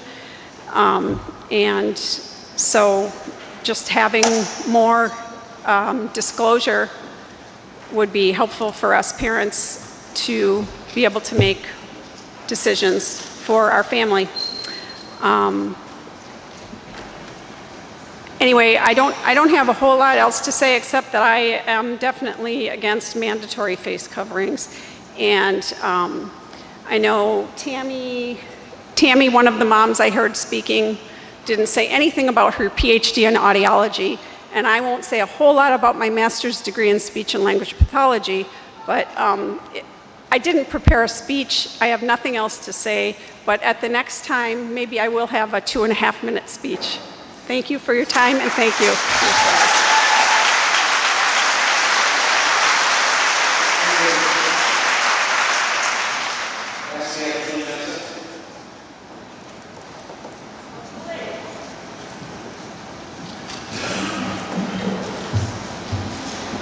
So I know that a lot of people have commented on the mask, and so that's great. I think I'm pro-choice for the mask. I do believe that people can wear them. I believe that people have the choice not to, and there's reasons for that, and some of them are health reasons. I am hearing impaired. I am deaf in one ear. I read lips to hear what people say. The pandemic has been extremely hard for me to hear and understand people because of masks. And I do work with it as much as I can, but I can't imagine being a child and struggling with that. So it's something that there's got to be a give and a take somehow in regards to possible ways that if they are students, I don't want students separated and segregated, but if they have to do certain things in order to have like a medical pass in order to be able to do that, then I think that is a necessity depending on your recommendation. And the other one thing I really wanted to hit was there's that 14-day mandate that you have on the agenda tonight, and it says that if you're vaccinated and not showing symptoms of COVID, then that's a student exemption for employees and for students not to have to quarantine. But the problem is it's been proven that you can still carry COVID and transmit it. I mean, that's what they've been telling us. So if that is true, then how are we going to allow staff or students to stay within the classroom that have been exposed and tell them that they don't have to quarantine when there are people that are not vaccinated and there are people that cannot be vaccinated or shouldn't be, and then there are children that are not vaccinated, but those teachers can stay in the classroom and possibly potentially be spreading COVID. So I think that's something that needs to be highly considered and looked at in regards to your 14-day mandate, and I don't know why it differs from the county mandate of the 7 days, 10 days, or 14 days, depending on your qualifications. When my children went through it last year, the county deemed what their mandate was, not the school district. And I think that might be something that needs to be looked into before it gets voted on tonight. The other part I wanted to talk on is it's in regards to my husband's health, who isn't a student, but I know there are other people here that have this medical condition. My husband has dysautonomia, and there are POTSIs here in the crowd. And what it is if he gets overexerted, heat, or other things, he will pass out. And it happens just like that. He passes out 3 to 5 times a week. That's what I deal with. Now, I know there's students that have it, and they passed out during the school year last year. So that's something that has to be given consideration for medical exceptions if you're going to mandate this. I think it should be choice for that reason, but it's something that has to be highly considered, because if you're passing out and not coming to school, my kid missed 40 days of school last year, and I got truancy notices, and it was all medical because of COVID quarantine, sinus infections and allergies, and my father passed away. And I got truancy notices. So The quarantine thing, I don't have a problem with it, but it needs to be same across the board whether you're vaccinated or not, and that goes for the staff and the students, or else we're putting our children and our staff at risk.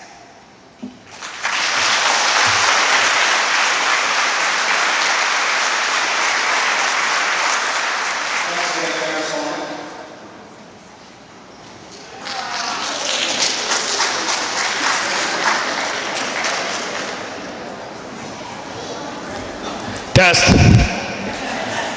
Travis Conant, I graduated here in 2008, and I'm just here wondering why we're not mandating or discussing the mandate of vitamin C, ivermectin, zinc, all local vitamins we can pick up at Walmart, give our kids, and have a healthy youth.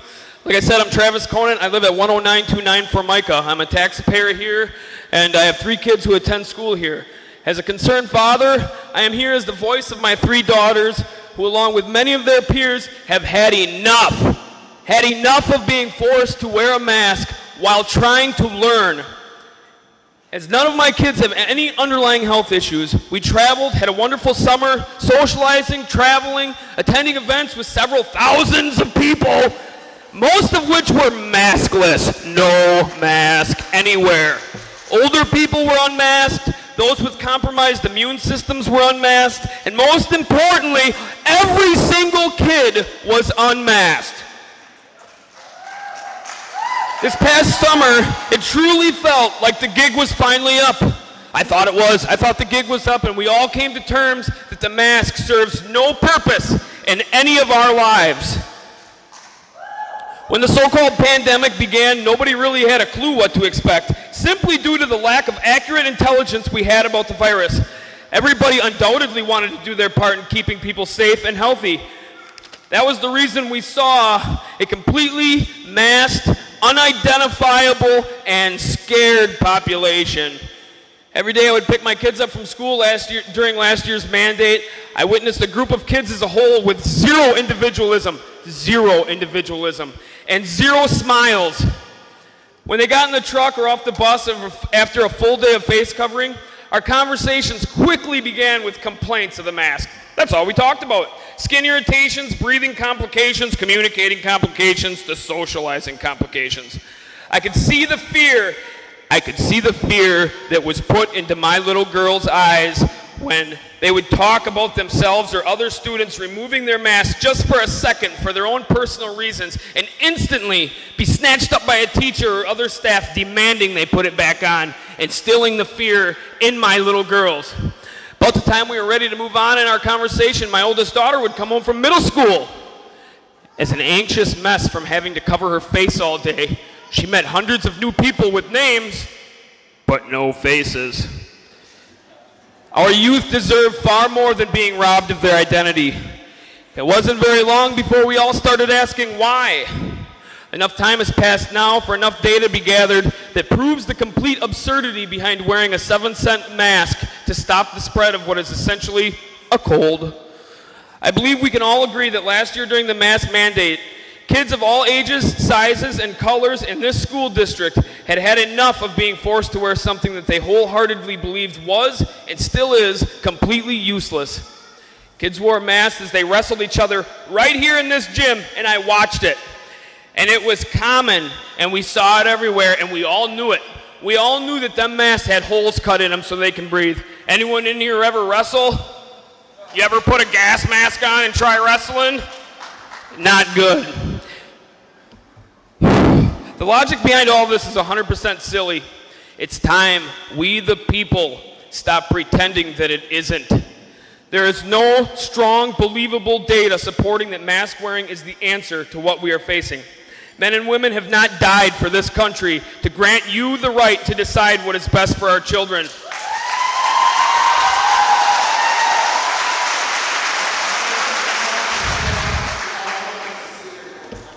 Our children don't stand up to recite the Pledge of Allegiance every day to a flag that represents fear and dictatorship, but freedom. We are standing here demanding that the Toma School District gives the children and their parents the freedoms that we cherish to make the decisions for themselves. Thank you.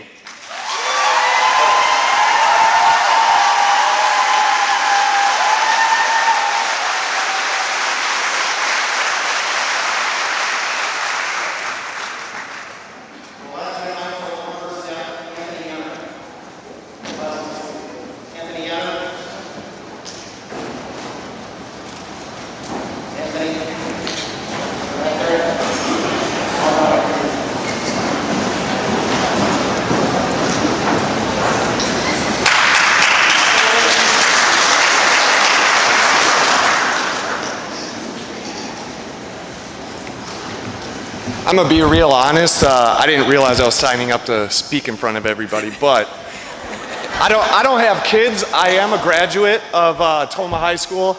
I went to school here my entire life. I was born and raised Toma High School. I know a lot of the faces in here. I just say, again, leave it up to their options. I enjoy the best thing about seeing my nieces is seeing their faces. As somebody that suffers from severe anxiety and other mental disorders, the mask is scary in public. I don't like being able to read people. If I can't see your face and I can't see how you're reacting to me when I'm talking to you, that's not okay with me. I got a niece that suffers from the same issues that I do, and it's not okay with her. So even though I'm not a parent, I'm here to stand up for my nieces, my nephews, and all of the kids that I'm around that don't have a voice. Because this is not okay. If you guys decide to put masks on yourselves or your loved ones, that's one thing. But you are not going to tell me what to do with my family, and you are not going to tell me what to do with my own personal body. That is their decision. And for you to impress that on them as children is not okay. How can you teach them that is their body and they can make their own decisions? I remember in health class in this very school being taught that this is my body and I decide what goes in it and I decide who can touch it, and that is my own personal decision, not your guys's.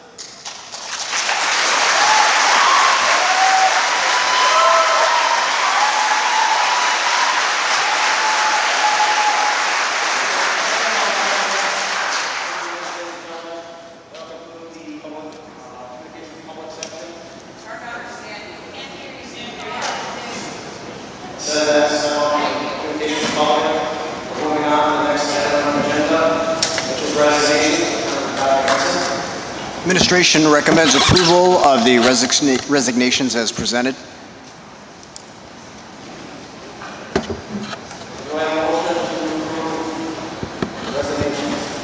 So moved to approve. The motion to approve, do we have a second? Second. Second. All in favor say aye. Aye. All opposed say no. Motion carries. Resignations are approved. Next item on the agenda is contracts. Administration recommends approval as presented. Any questions on contracts? Require asking for a motion. So moved to approve. The motion, have a second? Second. Motion is second. All in favor say aye. Aye. All opposed say no. Motion carries.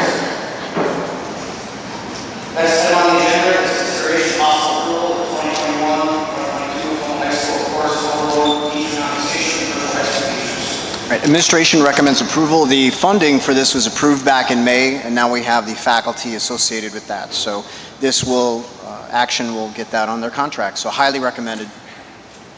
So can I ask some questions on the overload? On the, here, go ahead. I guess I'm just asking for clarification on the teacher overload. How do we get to that point to where were we at? Get to the point with where we're at with what? The, What's that? okay, can you restate your question for me, Rick? Are we not approving The course overload, how we got to that point? Yeah. With some of the constraints that we've had with hiring in the district. So it's it's uncommon, but this year it's certainly been an issue for us. So they're teaching more classes than most regular teachers? More students, more classes, giving up duties, things such as that. So these are all federally approved funds for these kind of activities. Yeah, I guess I didn't, this is the first time I'd heard of it, so that's why I was asking now. We had a previous action on it, but same piece.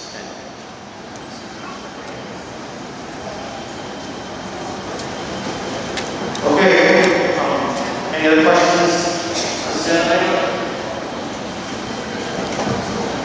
Not ready, so I look for a motion to approve contracts. So moved to approve. Motion to approve the 2021-2022 high school senior school course teacher compensation for high school teachers. Ms. Booker made the motion. Do I have a second? Second, Mr. Bernstein. All those in favor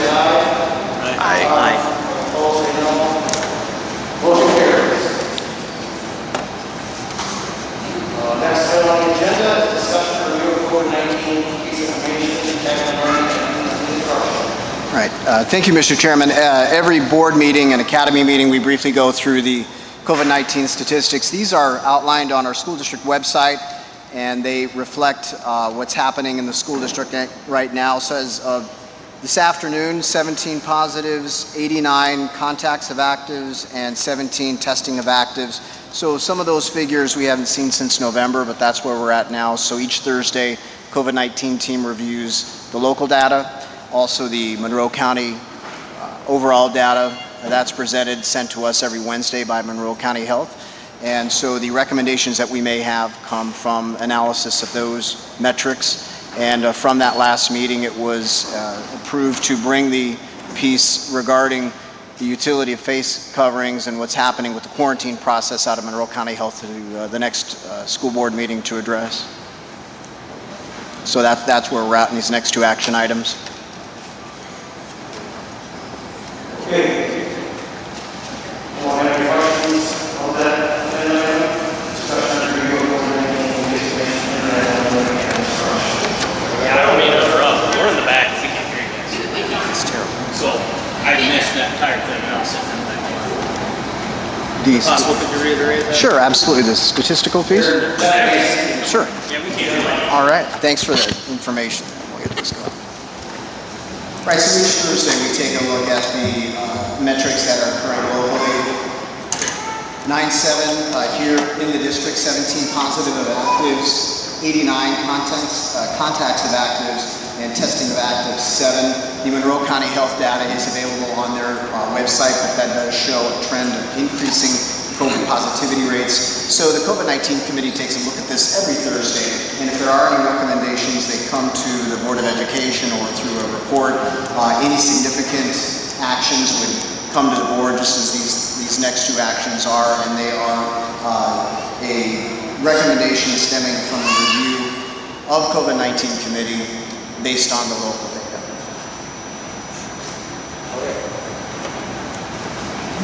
Thank you.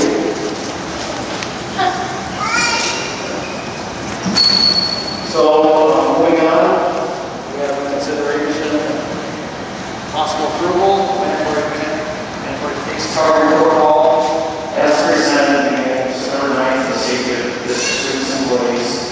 The board determines that the business consultation, local health officials that face coverings are no longer necessary to safety precaution.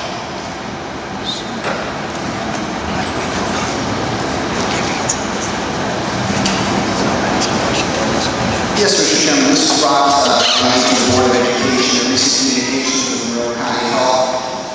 They are directing the quarantines for the school district. Our overall goal has always been to have school in session. We were one of the few school districts last year with the face covering and quarantine procedures that we were in school for the first 4 to 5 months of the school year, while many school districts around us were not. So they did have an impact at that time. What we'd like to do forward is this: the quarantine procedure as required by Monroe County Health. If we have face coverings, that radius drops from 6 feet to 3 feet. So we will definitely see a reduction in the required quarantine numbers if the face coverings go back into place. That is the primary reason for it. We approached Monroe County Health with a different quarantine protocol. We were made aware on August 30th that was not going to be accepted by Monroe County Health. They cited state statute and our obligation to work through those quarantine directives. So that's why we're doing this to you now.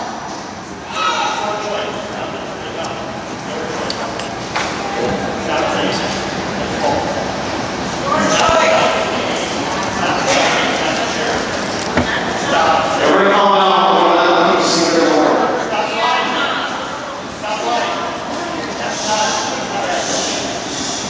So I just have a question on the, looking at the September 7th report, and we have 13 quarantined because of contact at the high school, 8 at the Grange, 13 at Lemmenwire, 47 at middle school. When we quarantine somebody, do we know how many come back actually with COVID, or do we keep track of any of that?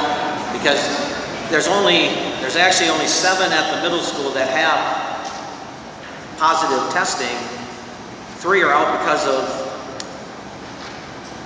quarantine testing now. So that's 10 students, but we have 47 that are quarantined.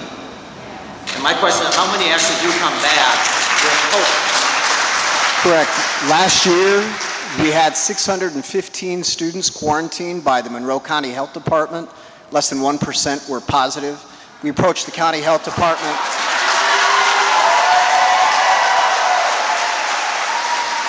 We approached the health department with a model that would focus more on households. That was not something that we could approach them with. They mentioned, or they stated to us in a letter, that it is our obligation to follow their directives with quarantine since they issue the quarantines.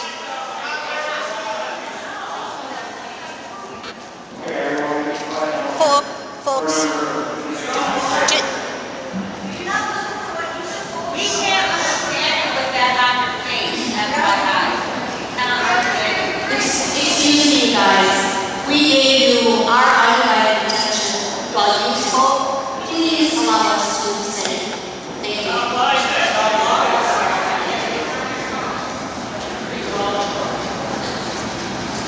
Yeah, I have a few questions too. Obviously, it's not the mask mandate that the Monroe County's surveys that 252.041 that says they have the right to, as a local officer, to impose those. Now, it doesn't stop there. I mean, I've spent a lot of time, and I want to thank everybody who has stepped up, rendered their opinions. I want to thank the school district for everything they've done to try to mitigate all of this. We have a protocol in place. However, the data that I looked at was important because as an elected official on this school board is to represent voices. Doesn't mean a loudest voice, the voices of all taxpayers. And I feel it's my due diligence to look through data. I looked at data from every place I consider, and this is the only situation I've seen where it's point counterpoint. I can look up an article from the AMA and it supports, the mask mandate. Then I look up in another and from other medical providers and professionals, and they say just the opposite.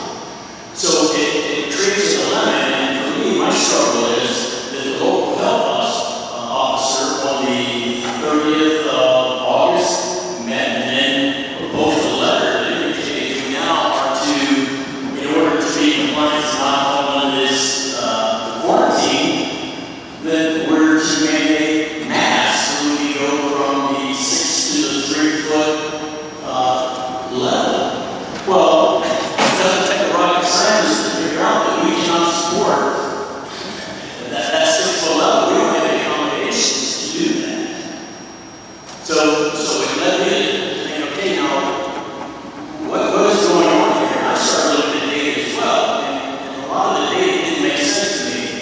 And my concern now is that we got the information, on Friday, and we're having a meeting today to make that decision. And I personally do not feel comfortable in making that decision without having some questions. Number one, if the health department certainly feels that, what drove that? Well, it had to be the rate, it had to be the COVID rate, positive. But then when I look at it, Leonard had 21 quarantine contact, 21 cases. Now that doesn't mean there was just one person.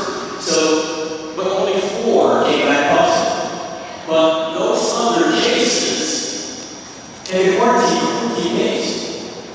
And yet they were negative.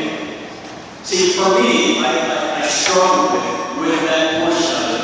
If the data was, a little more concrete for me, and I look at it from many different angles, and I can't get there.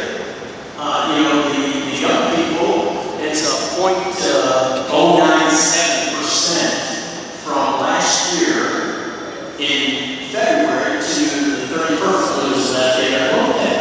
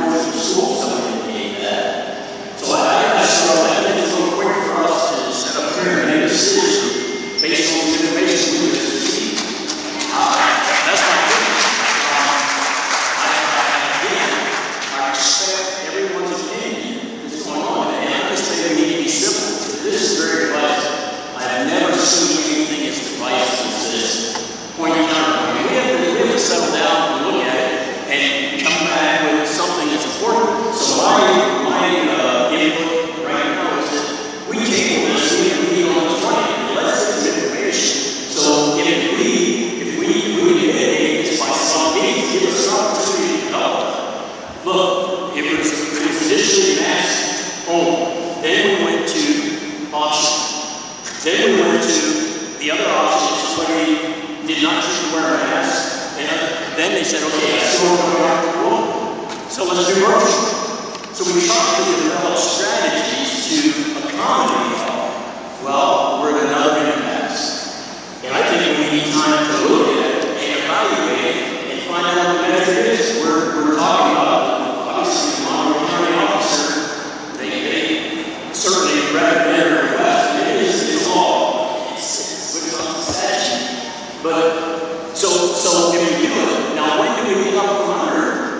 Is there a measure somewhere? Okay, is it 10%? Is it 5%? Or do we just arbitrarily say, okay, when it happens, I'm not comfortable with that in that regard. I think we need some more information, more data, to find out, okay, what is it? And then we can move forward with some confidence. I don't have confidence. I'm sorry, I'll say it. I don't have any confidence in CDC. I just don't have it.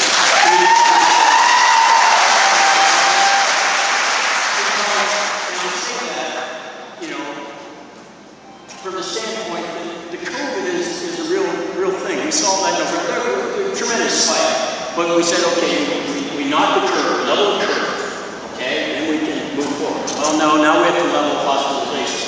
Then we have to mediate the deaths. Well, that happened, and we're still back here. So that's the reason I'm asking. We need something a little more concrete. So if we're putting forth the efforts to mitigate these things, if you can't measure, you can't control. Otherwise, we're just doing the same thing over and over. We're right back to masks again. And yet we try to do everything. And I commend the school system, the teachers, every person who was employed by this district for what they did to accomplish that. And here we are again, and the target is moving. I'm not an advocate of that. I'm just voicing my concerns with the information we have. And I think I heard one gentleman talk about it was not legal, but as I read the mandate 252041, it says they do have it right because they use the reasonable belief in the existence of the communicable disease. You see what I mean? That's pretty ambiguous to me. And again, I'm not here trying to appease anybody. All I'm trying to say is that we were elected by taxpayers. And it's our responsibility to make sure we do our due diligence. Don't come in here and be prepared to say yes or no. I'm not there.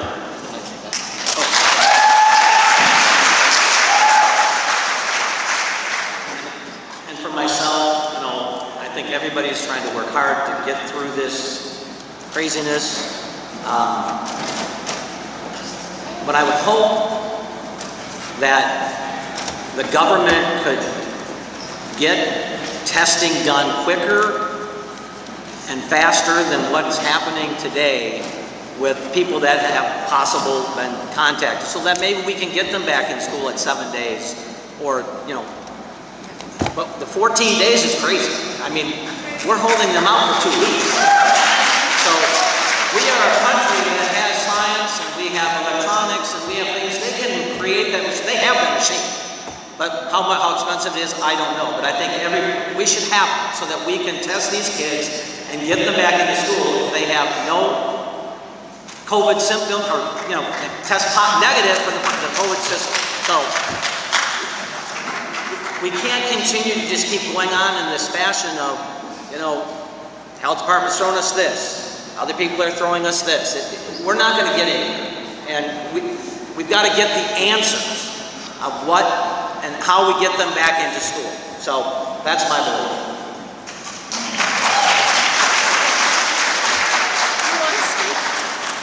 Hello, and thank you all for coming. I'm just going to start off by just thanking, I'm going to kind of thank everybody, I guess. Our teachers and administrators, our students, all our teachers. We've been through a lot, all of us together. I got on the school board, a year ago spring. These guys got on, and it's been a lot for all of us. And I just want to thank everybody for continuing to work. I had a couple of administrators mention that to me in the past, that all of our meetings have been fantastic, with people coming in and voicing their opinion in a very civil manner. And tonight, for the most part, we did. And I appreciate that. I appreciate everybody that can bring me their opinions and everything. So a couple things I want to kind of mention. Spencer touched on, some other people have touched on, and that's there's an opposite side, or opposite viewpoint, and opposite opinion on every side of the story. You know, my Labor Day weekend was spent a lot of time looking, you know, on the internet, talking to friends, talking to administrators. I have administrators in other buildings, other school districts. I have family that are administrators out of town, things like that. So I've been trying to get as much of a feel on this as I can. And like Spencer said, I'm still a little lost. And then it's even an example of this, the sheet that was handed to me today. I mean, this is a prime example of what I'm talking about, and I'm not bashing either side. But the part that's highlighted says fewer cases of COVID-19 have been reported in children 0 to 17 compared with adults. Okay, the next sentence that is not highlighted automatically says, while children have been less affected by COVID-19 compared to adults, children can get sick with COVID-19 and can spread the COVID-19 to others. So right there, it's brought to me on one side, and the next sentence is immediately saying the other side. So that's what we're all faced with, and it's not fun. And again, another thing that Spencer alluded to was, I don't know if Remy was right, but he said 10% of the population was here. Keep that in mind. 10% of the population is here. Okay? We're getting kind of told we need to listen to you, which I am trying to. But again, you are 10% of the people that elected us.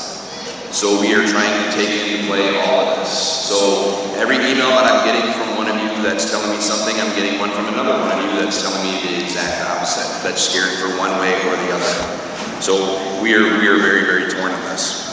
So a couple other quick things I got is, if people don't understand, and I think they probably are getting it now, we have met every Thursday, not me, but we've had a committee meet every Thursday, basically for the last year, through this all, giving us the metrics, and we've been able to, we keep saying, let's wait a little longer, let's wait a little longer, let's wait a little longer, and that's why this came out on Friday, okay? We didn't pull the rug out from underneath anybody. There was not underlying plan to do this as soon as school was 3 days in. We got the data on Thursday. The committee and the administration took a look at it, and that's what they recommended. Now, we may not vote that way, or we may, but that's why it came out on Thursday, because that's when that meeting took place, and that's when it came out. So don't feel like this was suddenly a blindsided thing. We've been looking at this every week, and I'm assuming we'll continue to, no matter what the decision is tonight. That is correct. So no matter what happens tonight, we vote for or against it, it will be looked at every Thursday, and we may not vote it in tonight. We may have to at an emergency meeting after next Thursday. We may vote it in tonight. We may rescind it after emergency meeting next Thursday. It can happen, all right? That's what we're trying to do. We're trying to be as fluid as possible. The last thing I got right now, and it's just something that's tearing at me a lot, is I've talked to several doctor friends and acquaintances that I've known my entire life. And I've trusted these doctors giving birth to my kids, when I have something wrong, when my kids break something, and everything else, and I go to them for help and their opinions. And I'm sure a lot of you do too. I'm sure a lot of you go to those doctors and ask their opinions, and you value their opinions and everything. And I'm having a hard time when all the several doctors that I've talked to have recommended that we need masks in place for a while. And I'm having a hard time not listening to them on this when I do choose to listen to them for everything else. So I'm still torn on it. Thank you all for your comments. Thank you for your civility, your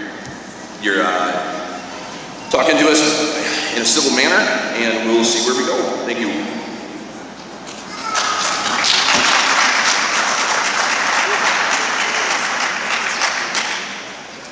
First thing I got is I appreciate you all being here tonight. What I'm concerned about mainly A little closer. Just keep it close. But I'm concerned about you mainly in your health. You and your kids. Concerned across the board about making sure that they're healthy and make this school year. Being a part of this board for 40.5 years, I appreciate your consideration of the board and what you mean to us. You showed that tonight by your voice. Appreciate those that talked. It helps us in the matter that we got to go forward with. Like I said, my concern is each and every one of your family's health. Every one of you. Thank you for being here.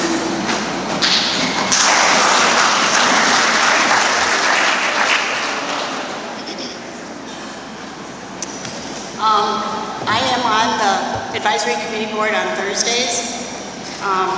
Also members of that board are Dr. Hanson, Mr. Garter, Paul Potter, head of the IT department, Brad Kruger, the athletic director, Patty Ellsworth, curriculum coordinator, Carol Lorenz, the school nurse, Dr. Erickson from the Mayo system, and Dr. Kelly Hudson-Klein from the Gunderson system.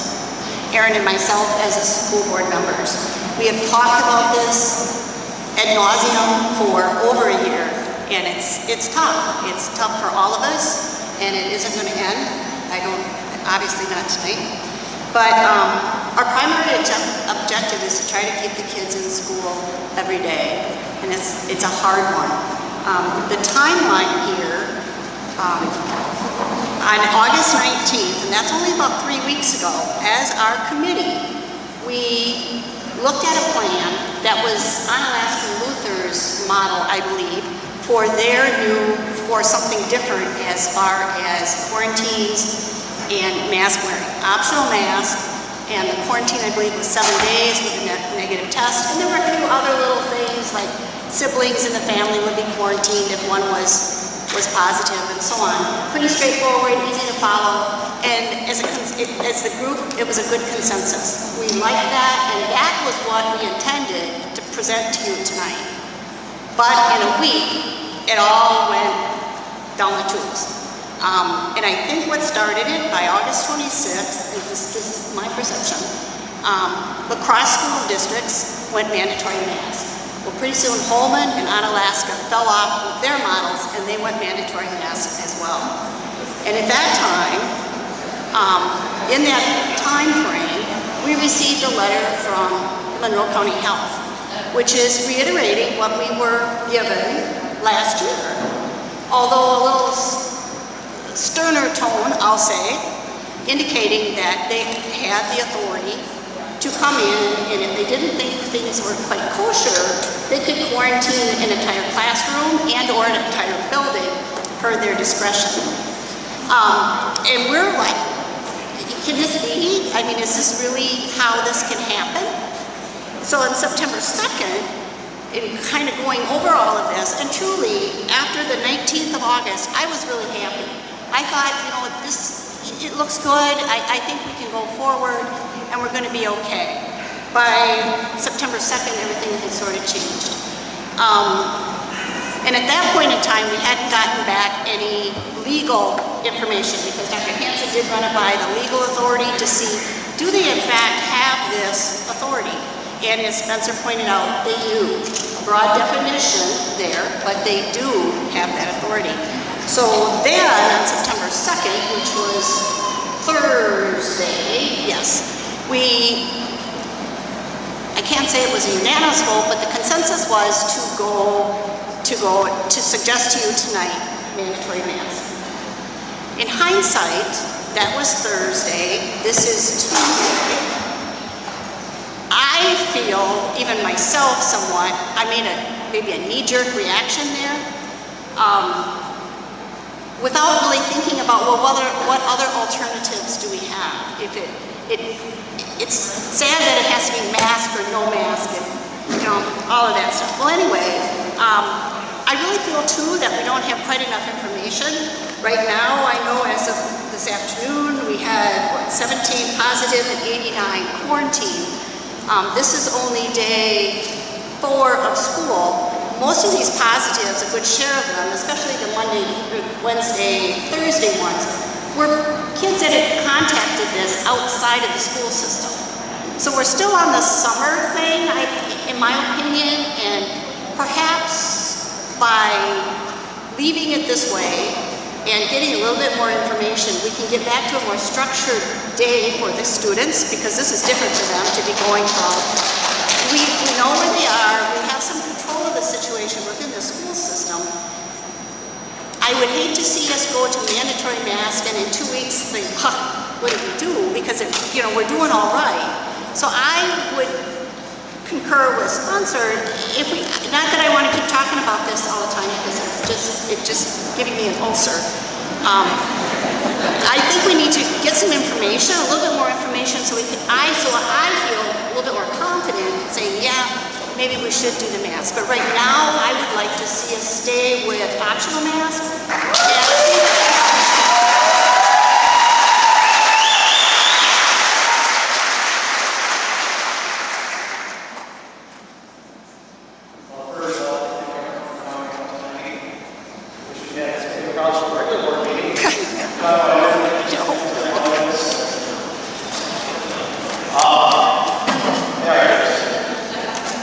Well, I know the board members here, and want to notice that it's not like we sit as we 5 minutes.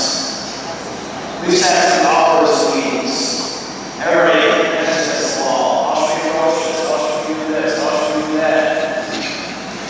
I'd like to thank all the administrators, principals, specifically I know this year. Gave us almost started virtual ones. They got significant amount of staff for help. We have a lot of staff at school person. I think everybody here agrees that in-person schooling is the best learning. How do we stay there? Last year this time, we came back to school, had masks. Other schools like Sparta, Pullman, Ross, they set up.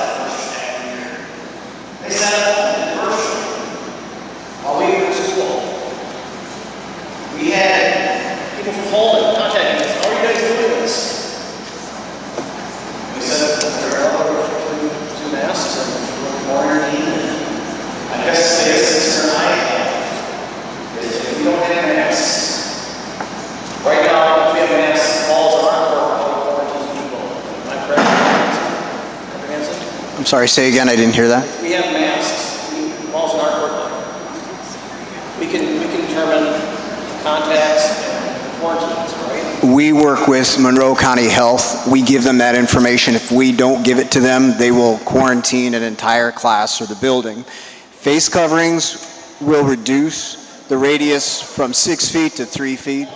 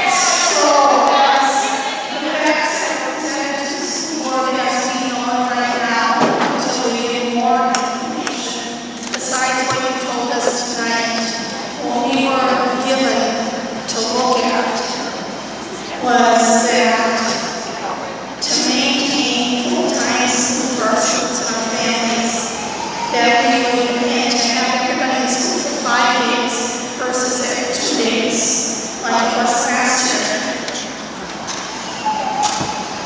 It comes down to physical distancing in the classroom, quarantine and masks, and they did a walk around all the schools to look at that, and we don't qualify. This is what we were told, we don't qualify because they can't be 6 feet apart in the classroom, so that all those kids would then go on quarantine by the health department. So this is the information we were given, and we do not want to close school. We do not really want to go back to every 2 days a week. We want full time for our students. So this is what we were given. I like the idea of getting more information if it's out there.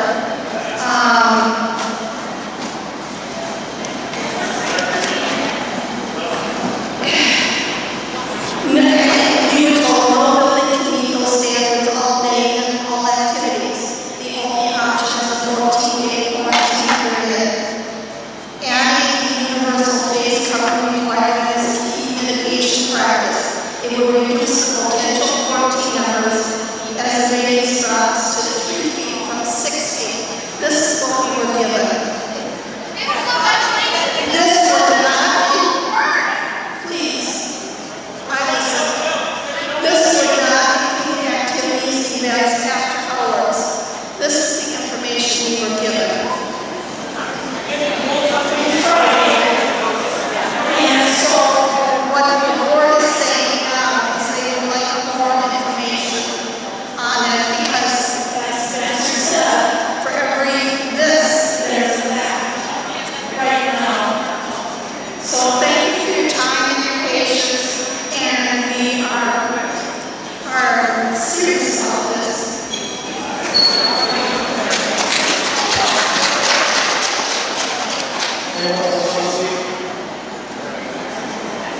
So we can see a couple ways, we can have a vote on the item agenda, or we can do a motion to table.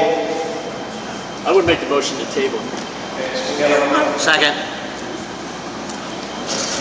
I was going to say maybe not to table, but to request more information before we Amend it.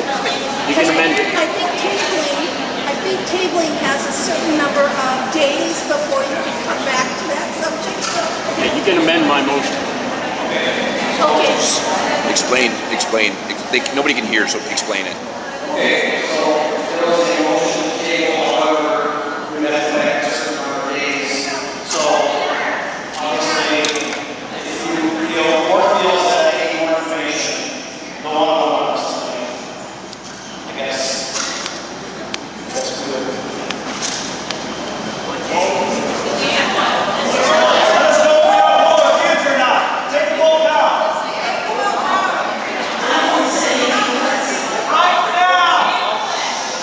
Calm down. By Robert's rules, which will be run on, I think that if you table it, you can't come back for so many days to discuss it. I think we want to discuss it before that many days. So I will add to your motion that we get the information and at our next meeting be able to discuss it. That's legit. Is that okay? I'll second it. So we have a motion, Mr. Stevens, we have a second, Mr. Murray, that we can get more information. Make a decision here. All those in favor?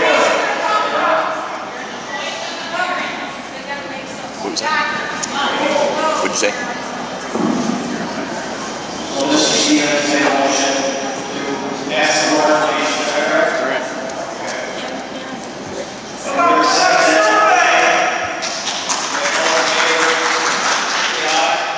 Aye. Roll call, say no.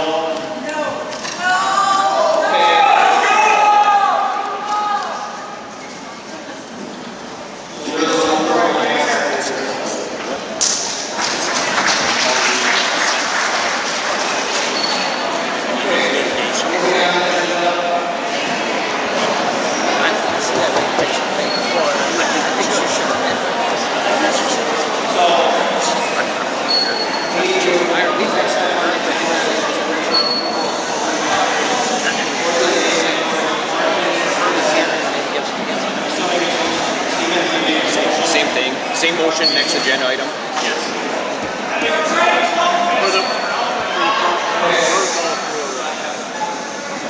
Passing the mic, or like a bottle of Crown. Have some order. You're all touching the same mic, you're all spitting on the same mic.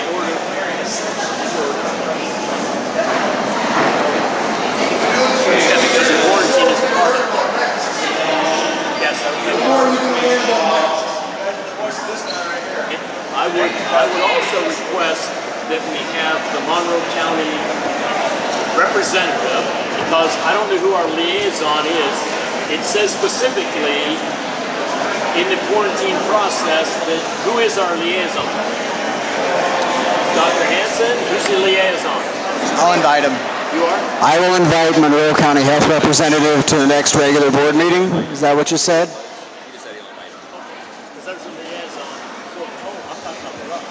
Who's the liaison for Toma with the health department? Is that you? Monroe County Health Department to our next meeting. Is that correct? So you're the liaison? They just want to know who it is. Who it is? Tiffany Geisler, Monroe County Health Department Director. Tiffany Geisler is the Monroe County Health Department Director. Tiffany Geisler. I've seen her name on some No, stuff. no, that's her. About the Toma area school district, you have to have a liaison.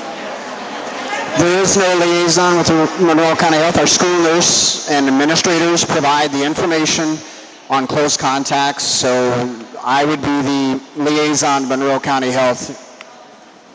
He would be, basically. It says on here, there's a liaison for the previous school district. You seconded the other one. So they're communicating. Yes. Same thing as last one. Aye.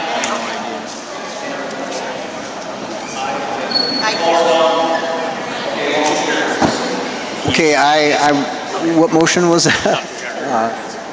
The quarantine motion? It's the same motion as. Same motion, thank you. Okay. All right, so I got that. Bring back more information and liaison from Monroe County Health to the September 20 regular Board of Education meeting. Is that correct? All right, I can make the invitation.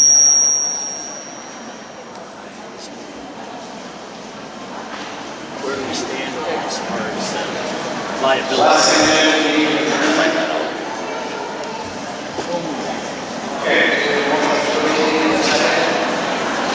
Second.